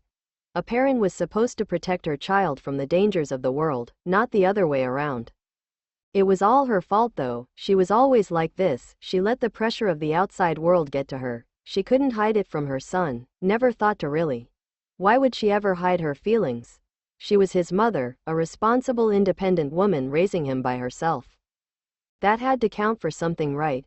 No, it does not to Izuku, and not so soon. He wasn't old enough to understand the concept of everyday sacrifice. The most he could tell you about self-sacrifice is the sacrifice a hero makes every day in saving the life of civilians, but not the sacrifices a modern single mother makes in raising her child. She could not blame him for his ignorance. He was still a child despite his keen intellect. She hated it. Not the thought process of her son, she could never hate him, but of her own weakness, perceived and actual. Inko was aware of her shortcomings. She was not a strong woman, not physically or mentally, but she could at least try to persevere, if not for herself then for her son. Heavens knows she had been through much in her life. An abusive household, a husband who abandoned her at her time of need. But everything was worth it whenever she looked on her child's face. Izuku had also been through much despite his age, and for now he has become stronger for it, and Inko in turn has become from that. The enthusiasm Izuku exudes on an almost daily basis in the Midoriya household is infectious. She has never seen Izuku smile so genuinely this frequently, and for once it wasn't about another hero. No, the rant-like speeches he gave around dinner time about discoveries in a new quirk was all him. His accomplishments, his discoveries, how he could apply them was all him. Inko had never been so proud. Izuku was a shoo-in for UA because if the school was raising heroes and heroes inspire the public, then Izuku was already one step ahead of his peers. That's right, Inko wasn't afraid to admit it if asked. Her son, her little boy, was her inspiration. He inspired her to better herself in a way that she didn't think was possible for a 14-year-old. Inko was now more confident in herself, enough that she was able to swallow her self-consciousness of the past and join Izuku in his morning exercises. She could tell he held back for her, which would have been a blow to her pride, except she was too busy being in awe that Izuku could do this amount of rigorous training every day without fail. The thought pushed her to new grounds, which gave her a sense of accomplishment that in turn boosted her confidence. It had been a month since she started Izuku's training, which also extended to a change in diet, and things have been looking up for her ever since. She'd even noticed a few of her male coworkers giving her looks now, which was flattering, but she wasn't ready to start dating again, not yet. Maybe in a few years when Izuku becomes a pro hero she might consider. In her musings she had arrived at home, and as always she was the first. Izuku operated like clockwork, and with the recent murders he had taken to arrive before sunset as per her instructions. She would expect her and Himiko back any minute now, yet another blessing to have been bestowed on the Midoriya family. Izuku had a girlfriend. It was something she dreamed of happening, but being the type of person he was, she hadn't bothered to hold her breath. Then she met Himiko Toga. She was a strange one, not in a bad way, more quirky than anything. Inko could tell the girl had an infatuation with her son. The way how she would smile wider when talking about him was almost like she was swooning when she mentioned how hard he worked. Then the very next day they were a couple. Now that came out of nowhere. She had expected them to come to realize that Himiko was the type of girl to take what she wants. She liked her son, then she confessed to him, and there was no way Izuku could reject her, and they have been together ever since. It was nice having someone else looking out for her son and even helping around the house. At least this time she could see that the girl had only good intentions and wasn't secretly doing anything nefarious behind her back. Izuku was a different kind of nervous whenever talks about their time together came up in conversation. Ah, young love. By the time she entered the house the sun had already set. Izuku and Himiko would be home any minute now, so she went upstairs to her room to take a bath. Even though it was routine for her at this point, she paused to look around. Something felt off. It wasn't something she could visibly identify, but there was something wrong here. The feeling increased the further inside she got, to the point where her heart beat faster. Inko was nervous. She'd had moments like this before, particularly when she was alone. Inko Midoriya was no stranger to fear, but there would always be a prevalent explanation for her feelings. Right now it just felt wrong, off. Inko jumped, almost squeaked in alarm when she heard the faint sound coming from behind the door to her room. Sweat formed on her brow, the fear reaching a fever pitch. She started retreating with her gaze still fixed to the door. Crash! Something smashed through the door and Inko froze as the 7-foot-tall man wearing a dark hood turned towards her. She couldn't see his face, but she could feel his eyes roaming over her increasingly shivering form. For a split second their eyes met and he grinned. Inko was greeted by jagged, disfigured teeth as the man advanced at a brisk pace. Inko didn't think for a second. The moment he twitched she ran, descending the stairs as fast as she's able towards the door. Something impaled her leg and she fell down the rest of the flight of stairs. She ended up crashing the back of her head on the wall. Her vision was blurry and her ears rang, but she could make out words being spoken by the man. By the time her vision cleared, Sei saw him making his way down at an almost leisurely pace. Her leg was bleeding and useless. She didn't care and pulled herself up, beginning to limp to the door. She didn't make it 2 steps before something impaled her other leg and she fell flat on her face. Looking back, she whimpered when she saw the instrument of her disability rip itself from her leg and back into the man's mouth. It was a tooth. He was using his teeth to attack her. Flesh, so pretty, she heard him growl. Tears started running down her face as she made to crawl away. The path to the door, not more than 10 feet away, seemed to stretch on for miles. Her palms were impaled next and a scream tore through her mouth. She felt several more of his teeth impale her body, causing her to lose her voice. The combination of pain and unbridled fear caused her mind to slowly shut down to preserve itself. Show me more flesh. So pretty. Inko fell unconscious in a pool of her own blood. Himiko and Izuku walked hand in hand with a smile their face and skip in her step, at least in Himiko's case. Izuku was still recovering from the passionate makeout session Himiko, once again, instigated in the backyard of the dojo. He didn't really know how much time had passed. One moment they were watching the evening sun, the next thing he knew the sun had gone down and Silver was in the process of throwing them out his dojo. So it was that Himiko started to basically lead him home while he sorted his mind out. Months of dating and he still couldn't get used to some of his girlfriend's quirks, but in his defense her kisses were frequent and frankly out of this world. It's now a known fact at school that he has a girlfriend, which is inconvenient because a lot of people, jealous guys, kept hassling him about it. Apparently it was against the laws of nature for a quirkless loser to have a girlfriend, let alone a cute one. And they made sure to confront her on that. Since he's Deku, then it means he must have an angle, lies, money, blackmail, etc., as if he could even do any of those things to Himiko. He went to defend himself, but Himiko beat him to the punch, and the looks on their faces when she was finished tearing into them verbally, with a cheerful fake smile, was something that would forever be ingrained in his memory. Priceless. Also the look on his face when she capped her award-winning speech with a deep kiss in front of the already broken boys, and every single passerby, would be something forever ingrained in their memory. Also priceless. At least for a while anyway, Izuku wasn't afraid to demonstrate the fruits of his training if the need arises, which thankfully didn't. The one silver lining about this school compared to his last was the zero-tolerance policy it held when it comes to quirk abuse and bullying. They tried to get him outside of the school in some misguided revenge plot, but that plan went south when Himiko gave them the look. Even Izuku was scared of the look, and why shouldn't he? Himiko can be scary when she wants to be. Speaking of, Izuku had noticed the gradual slowdown of their trek the closer they came towards the house. Then they stopped as Himiko took the time to observe the building. All the lights were on, nothing seemed out of place, but Himiko still looked suspicious. Himiko? Something's wrong. Her eyes narrowed as she approached. Something stinks, she thought, actually smelling the air lightly. Without another word, she ran the rest the way with Izuku following close behind. Himiko, what's wrong? She didn't answer, and instead opening the door, both teens froze at the sight that greeted them. Inko Midoriya laid sprawled on the ground with her eyes closed. A hooded man in dark clothes hovered over her, his long, jagged, disfigured teeth were covered in blood. Izuku froze in shock and fear as the man regarded them. Himiko on the other hand acted immediately. Her expression blank, she leapt across the room and landed a flying kick across his face. He flew with the force of her impact and Himiko landed. Izuku, get her out of here, she shouted, reaching for her thighs only to curse as her box cutter was not there. It hasn't been for weeks now. Her eyes drifted to the kitchen where she knew the cutlery was located before cartwheeling away from a string of teeth that seemed to follow her. Don't get in my way, I want to see her innards, the man shouted. Himiko ignored his crazed outburst and made her to the kitchen only to be barred by several rows of teeth that sprouted jagged spikes in her direction. Himiko backflipped away, though she got nicked on her arm and chest. The wounds were superficial though, so she paid them no mind as she now had another problem. The man isn't as stupid as she thought. Damn it, I'm no good without a weapon, she cursed, leaping back only to hit a wall. With trepidation, she realized the man had her covered on all sides.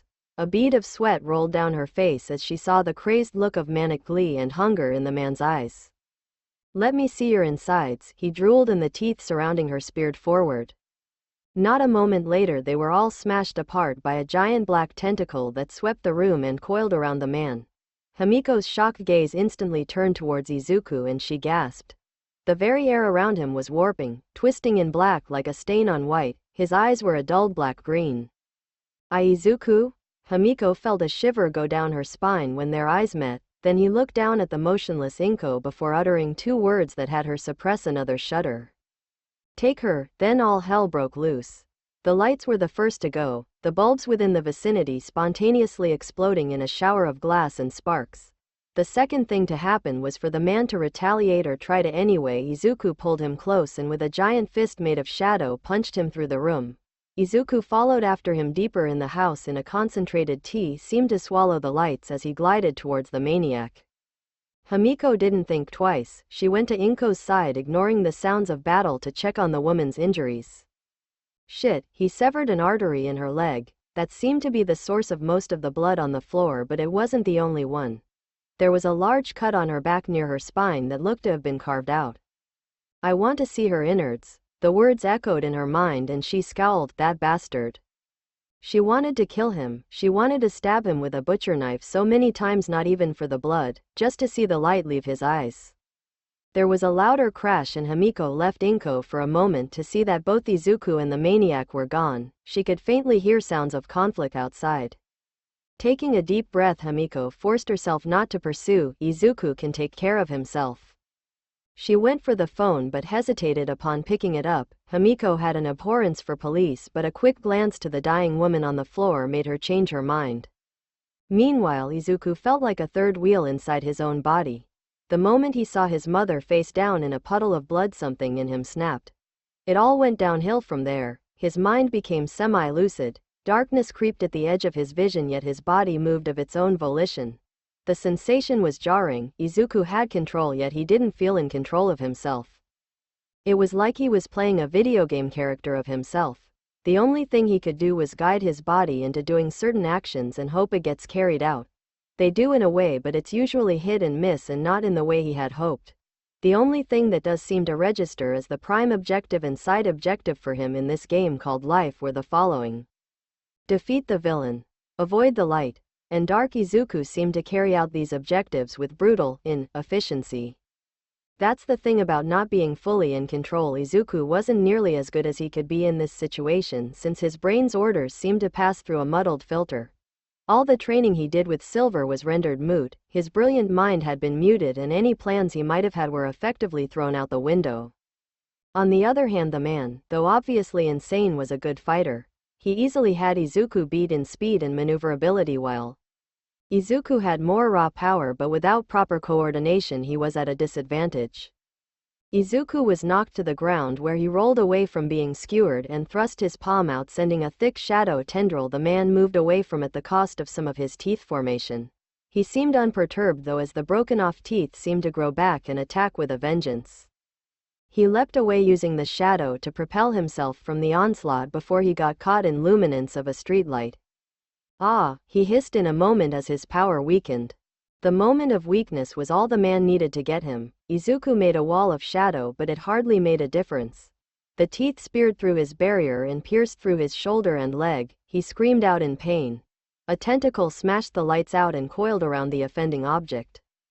Like ink, it traveled until it ended up at the source, then without preamble slammed into his face, violently ripping out his teeth at the root.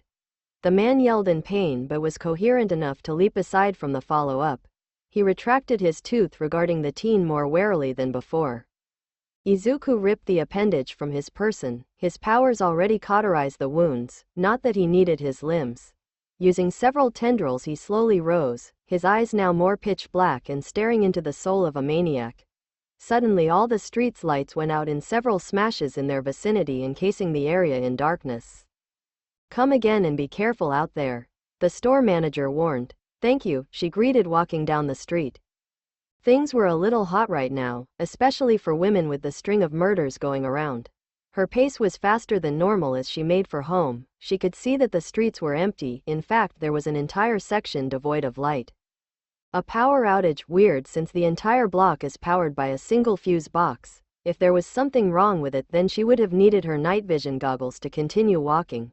Not that it really mattered, she wasn't even headed in that direction, so whatever was happening wasn't her problem. A body was sent flying from a dark corner and crashed into a car with enough force to cave in the metal door and obliterate the windows. She froze, then pressed herself to the corner when the person pushed himself to his hands and knees. Her bags were dropped the moment she saw something fly out the dark, and her hands fumbled around the pocket of her cargo pants. Come on, come on. Finally she took it out. A makeshift taser gun of her own design. It could charge up enough voltage to take down someone with thick skin, in theory. Although her theory was correct, since it did take out that one guy with a brick skin. Quirk. Mutterings from the guy caught her attention. She cringed once she got a good look at him.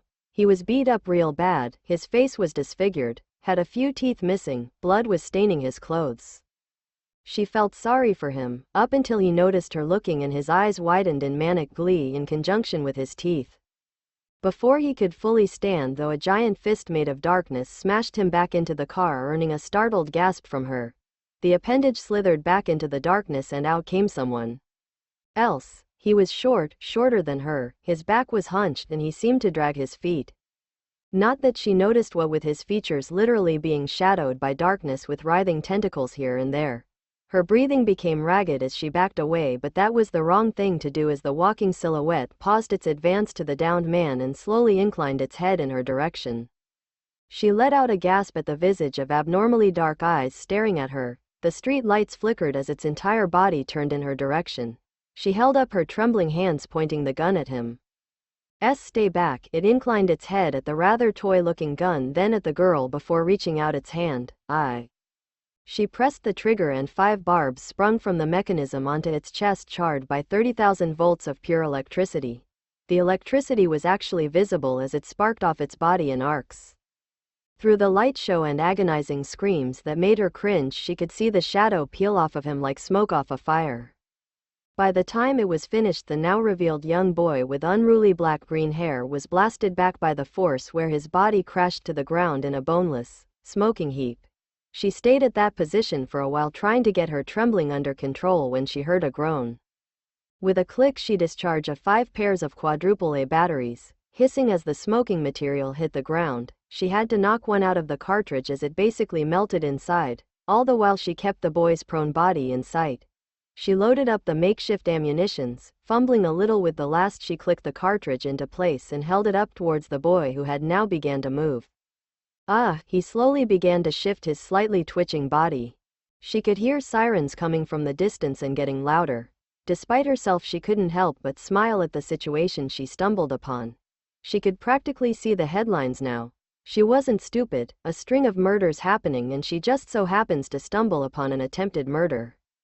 This had headlines written all over it, and with the publicity she could. Her monologue paused as the other guy woke up. She completely forgot about him. "Hey guy, are you okay?" she questioned, still keeping her eyes on Shadow Man. He didn't answer. His breathing was ragged, but she could have sworn she heard him mumble under his breath. She still didn't pay because the boy was finally on his hands and knees, breathing hard. He looked up with bleary eyes, clearly not all there, and she paused. Why does this guy look so familiar to her? After a few moments she realized, no way, Midoriya-san. The name seemed to jolt him into awareness as he looked to her, but just as quickly his eyes darted to the side and widened in panic. "Look out!" She spun around, aiming her supercharged taser, but didn't get a chance to fire as something impaled through the gun, forcing her to let go and drop back on her butt and scramble away. Looming over her was the previously thought victim, his mouth filled with deadly lengthened jagged teeth that seemed ready to stab her. He tilted his head to consider her before rows of teeth converged like a released arrow. She saw it coming in slow motion, her vision zoomed in to the point where she could make out the gross finer details. Then she was tackled to the side, narrowly missing death but obscuring her vision as she landed on her chest. There was a grunt and a bright light, followed by an explosion and shout. She was literally shaken from her terror-induced stupor as her vision returned to normal.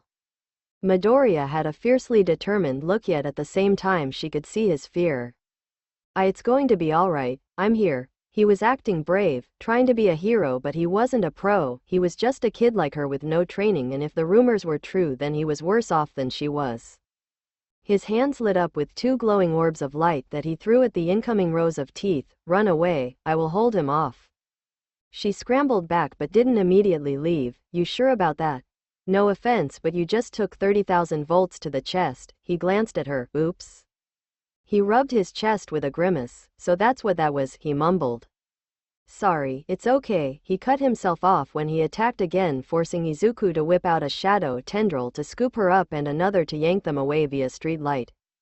What kind of quirk is this? She saw him throw balls of light, and now he's whipping out dark tendrils. No way. 30,000 volts. How am I still alive? That is by far the most his durability had been tested, which was a shock. No pun intended. Although it explains why he's feeling pain in his chest. It was difficult but not too difficult to breathe, and the constant movement wasn't doing him any favors, and that was while his dark quirk was numbing most of the pain.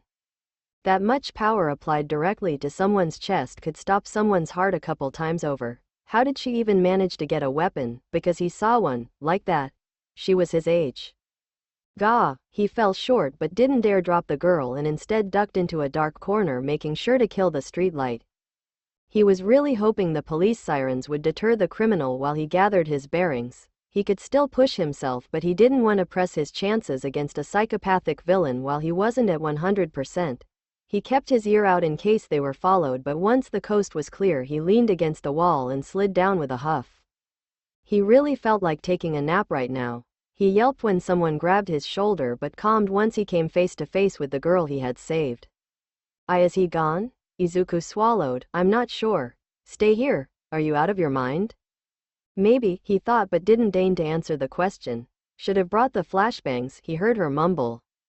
Flashbangs? He regarded her with a confused expression from his peripherals before they widened in shock. She turned a second later in time to see a wide-open maw of razor-sharp extending teeth closing in on her face. To Izuku's surprise, instead of freezing up, as he would have likely have done, the girl did an impressive dive to the side, narrowly missing the deranged man.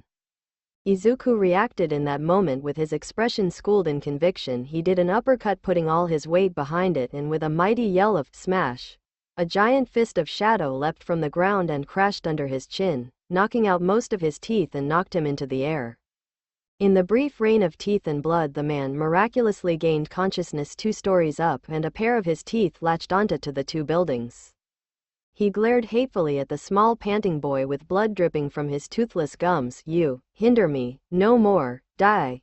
H's mouth opened impossibly wide and teeth shot out like missiles. Die. Izuku's fist balled and he cocked his fist back as a pool of shadows gathered beneath his form. Plus UUULTRAAA. The moment he let his fist fly, a shadow twice as large as his body shot from the ground, temporarily obscuring his body, and formed into a giant fist that easily smashed through the sharp teeth like they were styrofoam. The fist impacted the man, sent him through the side of the building, where it soared across the street and landed with a dull crack. For a moment he laid still, then twitched. Bam! A shadow fist stomped him down, where he remained unmoving, and Izuku released his dark powers, feeling the warmth returned. Is it over? Izuku nearly jumped at the voice but was truly too tired to react much. I think so. He turned to look at the girl. Hey, are you alright? I'm fine, but the girl looked him up and down. You don't look so good. He didn't feel so good either. The edges of his vision were growing darker. I thought you didn't have a cure. Hey. The remark sounded sarcastic, but at that point Izuku was too far gone and he fainted. Katsuki's fingers drummed against his leg. He was anxious and just a bit scared. He hated that fact. Fear wasn't something Katsuki was accustomed to. Oh, he had a taste of it in his younger years in that one isolated incident with his mother not so recently, which will not be remembered, but nowadays Katsuki would usually curb stomp his fear into the ground and double tap it with an explosion to make sure it knew its place. Now the Sanuva bitch was back with a vengeance, and this time Katsuki didn't have the means to put it down. It's not like his fear, God, he hated that word, was a person or object he could fight, kill. And it's not like it was internal so he could rationalize. No, the worst kind of fear for someone like Katsuki Bakugo wasn't fear for himself, it was fear for someone else. Beyond those doors leading to the ICU, Inko Midoriya was in the middle of surgery. Apparently she suffered from some a few yet lethal. She lost a lot of blood, had internal bleeding, and Katsuki would rather not think of the exact details. And during all this Katsuki noted that Izuku wasn't there with them in the lobby, but Katsuki wasn't too worried about him, oddly. That idiot was probably in another room being treated for stupidly trying to protect her from the villain. He wasn't surprised that his guess was partly right, and Izuku was in fact unconscious in another room in a separate wing being treated for his injuries and exhaustion from overuse of his quirk. Katsuki didn't go to see him because he's pretty sure if he did see Deku's face he would most likely finish what that villain started. It didn't matter that Izuku not only stopped but defeated a villain, psycho, serial killer, cannibal, and it didn't matter that he managed to save another civilian while he was at it. What did matter to Katsuki was that the little fucker left Inko bleeding out on the ground of his living room to do it instead of calling the cops. If Katsuki was being honest, he felt disappointed and confused, but mostly pissed he would do that, just left his own mother to go be a hero to someone else. What the fuck? This was all explained to him by his mother after her inquiry to the lead investigator, the would-be victim, her parents, and Izuku's girlfriend. What the Fuck, Katsuki had no business prying into someone's romantic life, least of all Deku's, but that particular revelation made the man pause, and at that moment he felt the universe shift right around him. Now that conversation took place roughly an hour ago, the girl Deku saved was long gone, and since Katsuki absolute, he has been stuck waiting in the lobby. Up until a few minutes ago his mother and Deku's girl, he didn't bother learning her name, were with Deku. He said a few minutes ago because they had seemingly gotten tired of seeing his sorry ass. In reality visiting hours were about to be over and they wanted an update on Inko. Thankfully the doctor informed that she was now stable and will make a recovery, physically. Inko, in Katsuki and his mother's opinion, was an emotional mess most of the time and is the one person they knew who was even worse than Deku, because who did he get it from? If her son getting into a dangerous fight was enough to have her move as far from the neighborhood as feasibly possible, then how much worse would she be after almost getting killed? Katsuki cursed under his breath. This family was going to be death of him. It's terrible. Katsuki red gaze turned to the only other teen presumably his age, Deku's girlfriend. He reminded himself then there was that feeling of how wrong that felt, or maybe it was just her. Looking at the girl now, tall, blonde and fairly pretty with worry in her yellow slit-like eyes. Katsuki was genuinely surprised that this was that idiot's choice for a girlfriend. If one were to ask him on a very, very, very good day who he thought someone like Deku would end up with, then Katsuki would probably answer, he'd go for someone like his mom or someone like my mom. No, he does not have a complex with mothers or mother types. It was simple psychology from what he has observed from types like Deku. The only female he was remotely comfortable with was Inko, so it was reasonable to say he would seek out a meek girl who fusses over everything like her. Or if he was a glutton for punishment, or secretly a masochist, like his father, then he would attract someone like his own mother, someone who wouldn't put up with his crap and straighten him out, though that could be 50-50.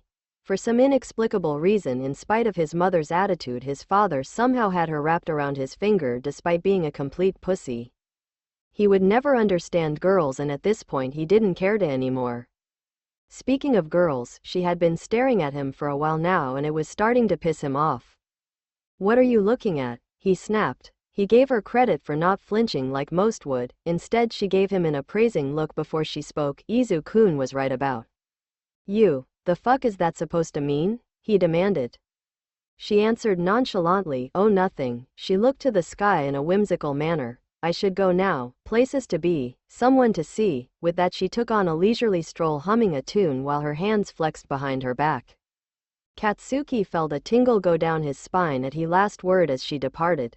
She wasn't normal, not like a regular girl should. At least he's sure regular girls don't react the way she did towards him. Somehow Izuku had detracted from his expectations yet again. It was an insignificant thing, but this girl was anything but. There was something decidedly off about the girl who claims to be Deku's girlfriend.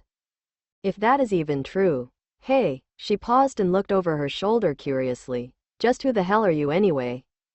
He wasn't expecting her to smile at him. I'm Izu-kun's girlfriend, of course, she answered as if she was talking to a child. I want a name, damn it, he snapped, getting more and more pissed at not being taken seriously, at being underestimated, at Hamiko Toga, she answered easily though with finality, as if she expected, at least to Katsuki, that he would acknowledge her. He didn't. Katsuki spat at the side and turned his back to her, obviously finished with the conversation, though she wasn't apparently. Bye-bye. Katsuki almost rolled his eyes at the childishness in her voice. Kachan. Katsuki froze in place. No one, absolutely no one, called him that name since kindergarten. The childish nickname had been lost to the ages, and frankly it felt insulting to be called such. He hadn't been a kid for a long time. The only person who he would allow to get away with it were his family, and only the older ones are Inko and by grudging extension once upon a time Deku. For her to call him that, and in such a way that it sounded intentionally mocking, was an affront to his pride. There was no question who she had learned that nickname from, and he could swear he heard the little shit laughing to him now. The thought made his palms started sweating in preparation for an explosion. His expression had a nasty snarl as he whipped around ready to show her just why Deku had moved away from their old neighborhood. He wouldn't hurt her, of course, but he would renovate that smirk off her face for sure. Except that he couldn't actually, because Hamiko Toga was nowhere in sight the second it took for him to turn around after she spoke not 10 feet away from him. Katsuki's bewildered expression slowly melted away as he straightened his posture and looked around. There are a number of definitively plausible reasons why she could up and disappear, but Katsuki refused to dwell on them. He wasn't about to spend any more of his energy thinking about Deku or his girlfriend. Inko was safe, the criminal was caught, and Deku would live to be defeated by him another day. Everything was as it should be. The next day, the villain serial killer, dubbed Moonfish, responsible for a string of recent murders, was found dead this morning in his containment cell. The inmate who was slated for death row was discovered by the escort security team with his throat and wrists slashed. Sources in the coroner's office confirmed that the cause of death was severe blood loss. One of the officers on duty for the night watch was allegedly found unconscious outside the facility, having apparently been knocked out with his personal effects being stolen. The television clocked off. Well, Himi-chan, it looks like you've been a busy girl. The fallout after the incident with Moonfish made the local news. Of course it did. Moonfish was a serial killer and cannibal, two of the absolute worst things to ever come out of human society. No, it wouldn't be a stretch to say that it was the absolute worst of humanity on a whole. The criminal would have been on death row if he had actually been tried and sentenced. However, Moonfish was killed while in detainment. That had made his name appear in headlines for at least a week, but it was downplayed once it was leaked exactly how he was apprehended. The dangerous criminal Moonfish, whom had managed to evade the combined efforts of the police and the heroes, was beaten by a lone middle school student who came home one night to see his mother being assaulted by him. That brought the entirety of West Japan in an uproar, and the media took every advantage to make their story sell, and sell it did. Everyone wanted to know about the brave young boy who stood up to a villain in order to protect his mother. Full investigations into his background was launched. Interviews with anyone who has ever been in contact with him commenced, some more successful than others and ranging from truthful to downright lies. To the media it was the story of the year, to the public it was inspiring, but to the few people who have ever known or at least heard of Izuku Midoriya before then, it was a shock, because until then everyone had assumed he was just a quirkless nobody, a Deku. Throughout all of this, though, no one had seen the boy since the incident. Reporters staked out his home, the hospital, and some of the more dedicated even ran along his alleged jogging route in order to catch the boy during his workout routine. They had no such luck, though. The boy never showed up, and as far as they knew, he was still stuck in the hospital.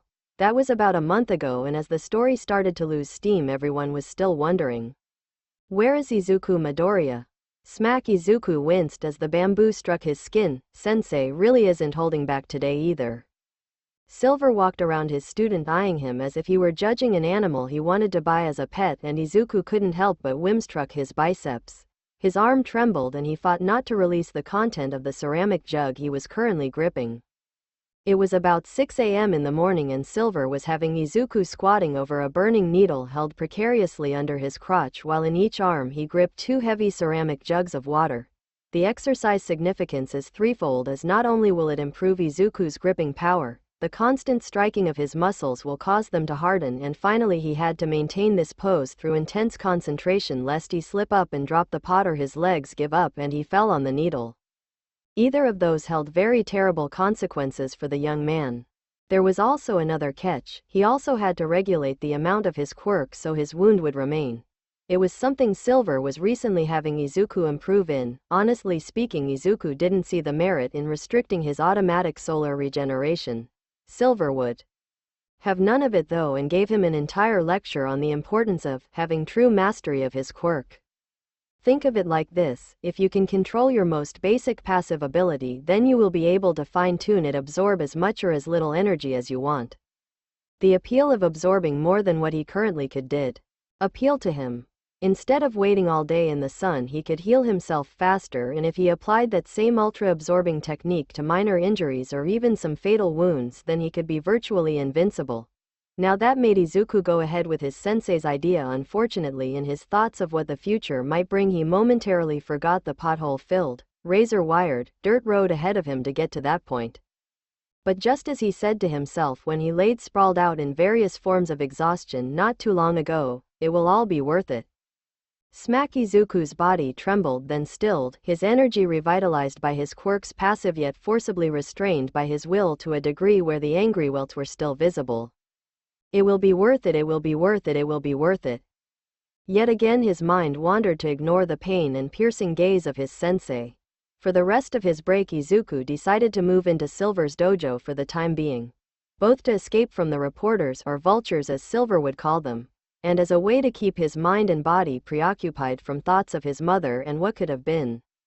Midoriya Inko, while alive, was still hospitalized pending a full recovery, thank the gods. She had gotten medical leave with pay and her hospital bills were being covered by a mysterious benefactor known simply as SF. As if he was fooling anyone, Izuku had made sure to visit her every day, mostly out of obligation and partly out of guilt. He was unconscious throughout most of it, but there was a chance that she wouldn't have made it if Himiko didn't know what she was doing. This was the same thing he went through with his first encounter with a villain. He reacted without thinking and ended up mixing his priorities. Obviously, he should have brought his mother to safety rather than trying to fight off the villain, a villain who would have most likely overpowered and killed him, then his mother and Himiko if he had any other quirk. It was stupid, but the moment he saw his mother face down in a pool of her own blood, his mind completely shut down and his dark instincts took over. Even then, when he had some semblance of control, did he ever think of his mother? No, he simply left her in Himiko's care. Now, was that neglect of his only family on his part, or did he simply trust Himiko to know what she was doing? Of course he leaned to the former more than the latter, since he had no idea Himiko knew basic first aid, and in any other situation it would have been him leaving his mother to die in a stranger's arms. He needed to be better, and it brought him great shame that he had failed his mother in that way. Not even his triumph over Moonfish had made that revelation any better, and he'd heard from Himiko that even Katsuki was more concerned with his mother's health than raging over the fact that he beat a villain. He knew his friend, and he knew he would definitely have a problem with how he defeated a villain before him. It only seemed natural. You know you really messed up when Katsuki Bakugo remains silent in the face of someone outshining him. He never saw his friend, but from the scant times Himiko had seen him, it seemed that Kachan hadn't changed much, and in fact it might have gotten worse if the message Himiko relayed was anything go by. Tell that useless bastard to watch himself next year. I'll knock him down from his high horse soon enough. Ah, Kachan, don't ever change, Izuku thought wistfully. Hey, at the very least Katsuki acknowledged that he had a chance in UA. Whether it was nervousness or excitement, Izuku didn't know, but he could definitely say without a shadow of a doubt he wasn't afraid of that challenge. His past bullying seemed so far away he could hardly remember them. So much has happened since. One thing is for certain though, if Kachan really was the same and was expecting for them to pick up where they left off with him being the hapless victim, then he was in for a rude awakening. Smack. Ow. Speaking of rude awakening, that was not Izuku's voice. Your arms were lowering, Silver's impassive voice sounded from further away. Izuku couldn't help but turn his gaze to the proceedings. And hitting them with that stick is supposed to help? Himiko's irate voice sounded. Oh yes, it hadn't only been Izuku training this morning, Himiko had decided to join him as well. Her reasons were a little vague, but Izuku knew that looking after his mother had struck a chord with her. If I had been stronger, he remembered her saying, and he also remembered that while he froze, she was the one to attack first and drove the villain off his mother. Himiko was strong, stronger and more skilled than a girl her age should be. He remembered her saying that her last trainer was a veteran soldier who was also passionate about teaching. He just didn't know how far his teachings went, but now he did. As it stood, Himiko was just as skilled, if not even more so, than himself, and she took to Silver's training like a fish out of water. She also had a remarkable pain threshold, which made him and Sensei wonder just what the heck kind of training she did. At this point, Izuku was sure that her complaining and snide remarks were just a way to get on Silver's nerves. Maybe if you spent time concentrating on your stance instead ogling my student, I wouldn't have to enforce such disciplinary actions, Silver said, once again blocking her view of Izuku. Said boy couldn't help but blush. He was after all shirtless and in shorts, so Silver could see his muscle development. And yes, Izuku did have muscles and abs. It wasn't anything overtly noticeable, but it wasn't anything to scoff at either, for someone his age at least. Himiko, in true Himiko fashion, had made it clear she approved of his developing physique. Likewise, Izuku has also approved of the way she approves of his biceps by constantly hanging off of his arm and pressing her developing chest onto them, but that is a story for another time. What? He's a healthy young boy and Himiko is a pretty girl, and his girlfriend. You can't possibly blame him for noticing something so obvious. It's not like she's hiding her apparent lust for him either, otherwise Silver wouldn't have felt the need to place their rooms on the complete opposite ends of his dojo, with the only way to get to each other's rooms is to pass by his own. So far Izuku has woken up to Himiko tied up to the naughty log outside 14 times. Izuku snickered a little at the memory and got smacked in the face with a pebble for his troubles. Eyes forward, Izuku, Silver intoned absently, using the stick to juggle a significantly larger pebble. Yes, sensei. I'm beat, Himiko yawned, dropping her head on Izuku's shoulder. Izuku gave a nervous laugh as some eyes were on him. Luckily the boy had taken to wearing dye ensemble with matching black pants and green shoes. That still didn't attract that PDA attracted some gazes. If they had been older most would think it was too much, but as it stood most found it adorable. They were a young couple, and seeing Himiko sleepily resting her head against his while hanging on his arm like a grown-up was cute in its own way. Still Izuku preferred not to draw much attention, especially on his way to visiting the hospital. It wouldn't be so bad if you didn't antagonize Sensei, HMPH, she pouted. All I did was tell him the truth. You called him decrepit old man who should be featured in a museum, he deadpanned. So, she pouted, have you seen him? Izuku could only shake his head at her. She straightened up as they walked through a thrum of people while Izuku kept his gaze down. As he thought there were a few more reporters in the general vicinity, Himiko had showed him how to spot them in a crowd. It was easier than he thought. Someone must have tipped them off about his mother being released today. At her behest and Mr. SF's generous monetary backing, Inko wouldn't be released from the hospital until she had recovered her full mental and physical faculties. Today just so happened to be the day, and while there had not been as much reporters hungry for an interview, news of his mother's discharge had most likely leaked, and a few eager vultures would surely want to grab an exclusive interview with her or maybe even catch him, so Izuku kept his head low as he walked, making sure not to give anyone a glimpse of his curly hair. That should have been the plan when someone bumped into him and suddenly his world got a little brighter. Wait, what? Hey, aren't you that kid who beat that villain Moonfish? As if one of those silent dog whistle was blown, every person affiliated with journalism perked up and soon eyes were on him. Even then people who kept up with current events started congregating, trying to catch a glimpse of the boy hero who put the dangerous criminal behind bars. Himiko had made herself scarce before that sentence was finished. Her identity would hopefully remain anonymous to them. It was a miracle that her name hadn't gotten out there in the first place. She was instead relegated to a school friend who called the local police. Izuku abruptly had a recorder stuck in his face and a string of questions thrown at him. For a moment Izuku froze and gulped. He had seen All Might do this 100 times on TV. How does he make it look so easy? He was so nervous the only thing that came out of his mouth was sputtering, until eventually he gave up on speaking and went to his default plan. Clenching his eyes shut, he formed a light grenade and thrust his fist in the air.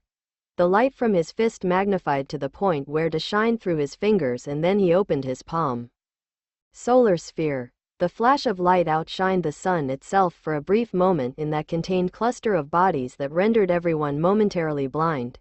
Even Izuku saw spots for a moment, but the effect was somewhat stunted on him, giving him a better recovery time and allowing him to slip away and run right into the hospital.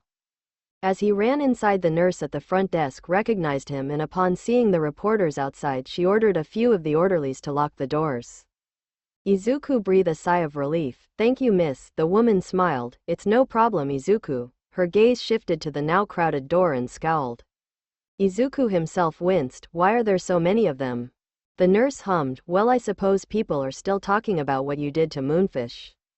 Izuku looked at her in disbelief as he walked beside her. But that was weeks ago. Surely something could have happened to make it old news by now.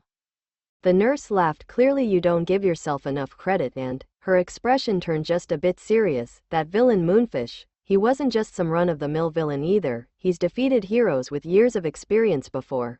I'll say it again, Izuku, it would be a miracle if anyone short of veteran heroes survived a confrontation with him, but how you managed to actually defeat him is... She trailed off and shook her head. I guess it doesn't matter so long as you survived. You must have one powerful quirk to pull it off. Izuku laughed nervously and gulped. He'd purposely avoided the topic of his quirk for some time now.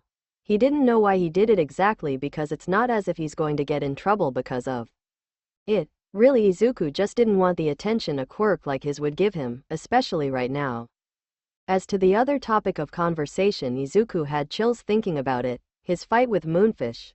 The nurse was right, his quirk was powerful, enough to bridge the gap between a pro-villain and a semi-trained middle school kid.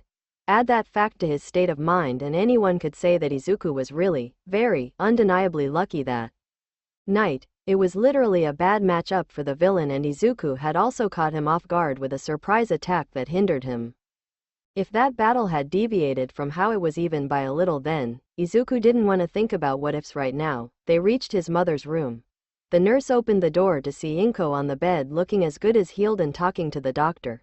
The moment their eyes met, they proved how they were truly related by shedding tears of relief and giving a simultaneous shout. Ka-chan! Izuku-kun! While Inko couldn't exactly move from her spot, Izuku practically leapt across the room to hug her. The two hospital staff watched in silence as the mother and son held onto each other and shed tears together. The doctor eventually had to break them up by coughing into his fist. It took about 2 minutes to go over Inko's current health. Basically, she was alright and that her health was relatively fine, though he cautioned for her to take it easy. He also recommended a therapist for both of them to see, which was surprising. At least it was for Izuku. Inko, however, nodded in agreement to the suggestion. Izuku didn't voice his complaint of having some of time taken away from further developing his body and quirk. After the incident and his mother's very real near-death situation, Izuku realized something upon watching her unconscious form one evening. Izuku hasn't done much with his mother in a long time. The thought hit him like a freight train.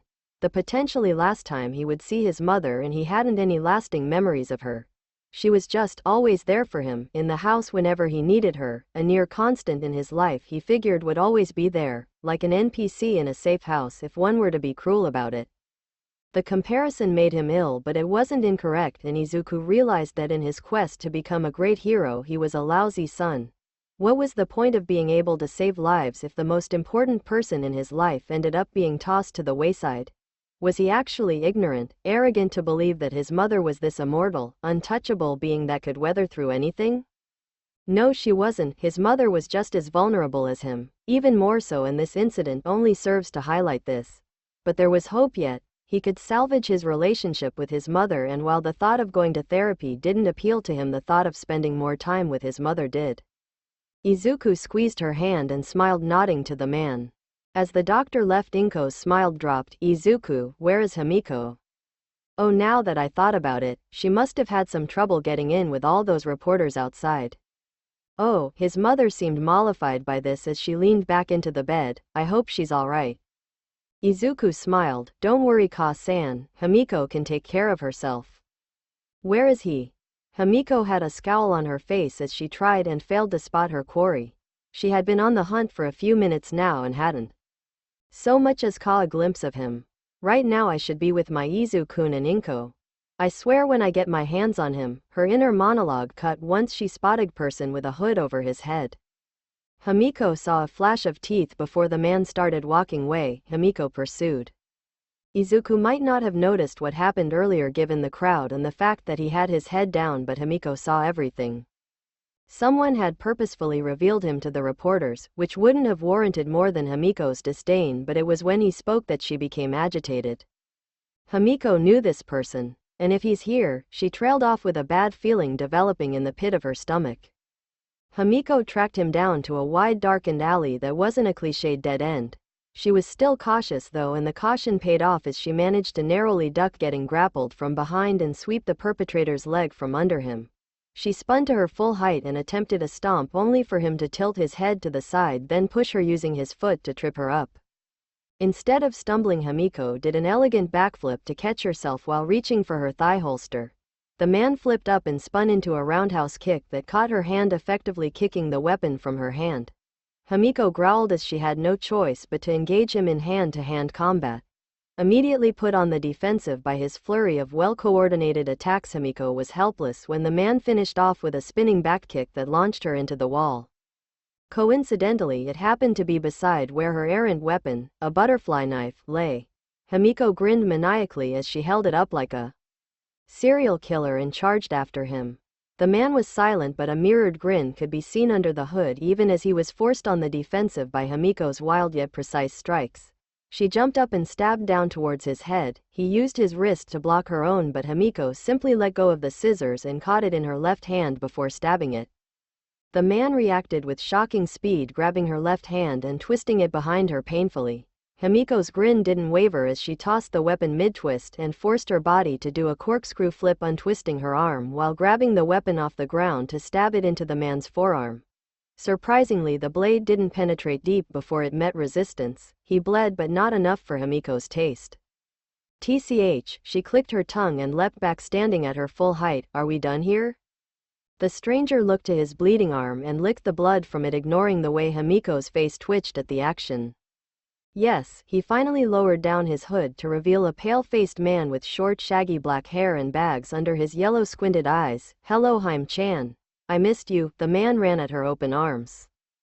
Himiko stoically sidestepped his advance and folded her arms. Why are you here?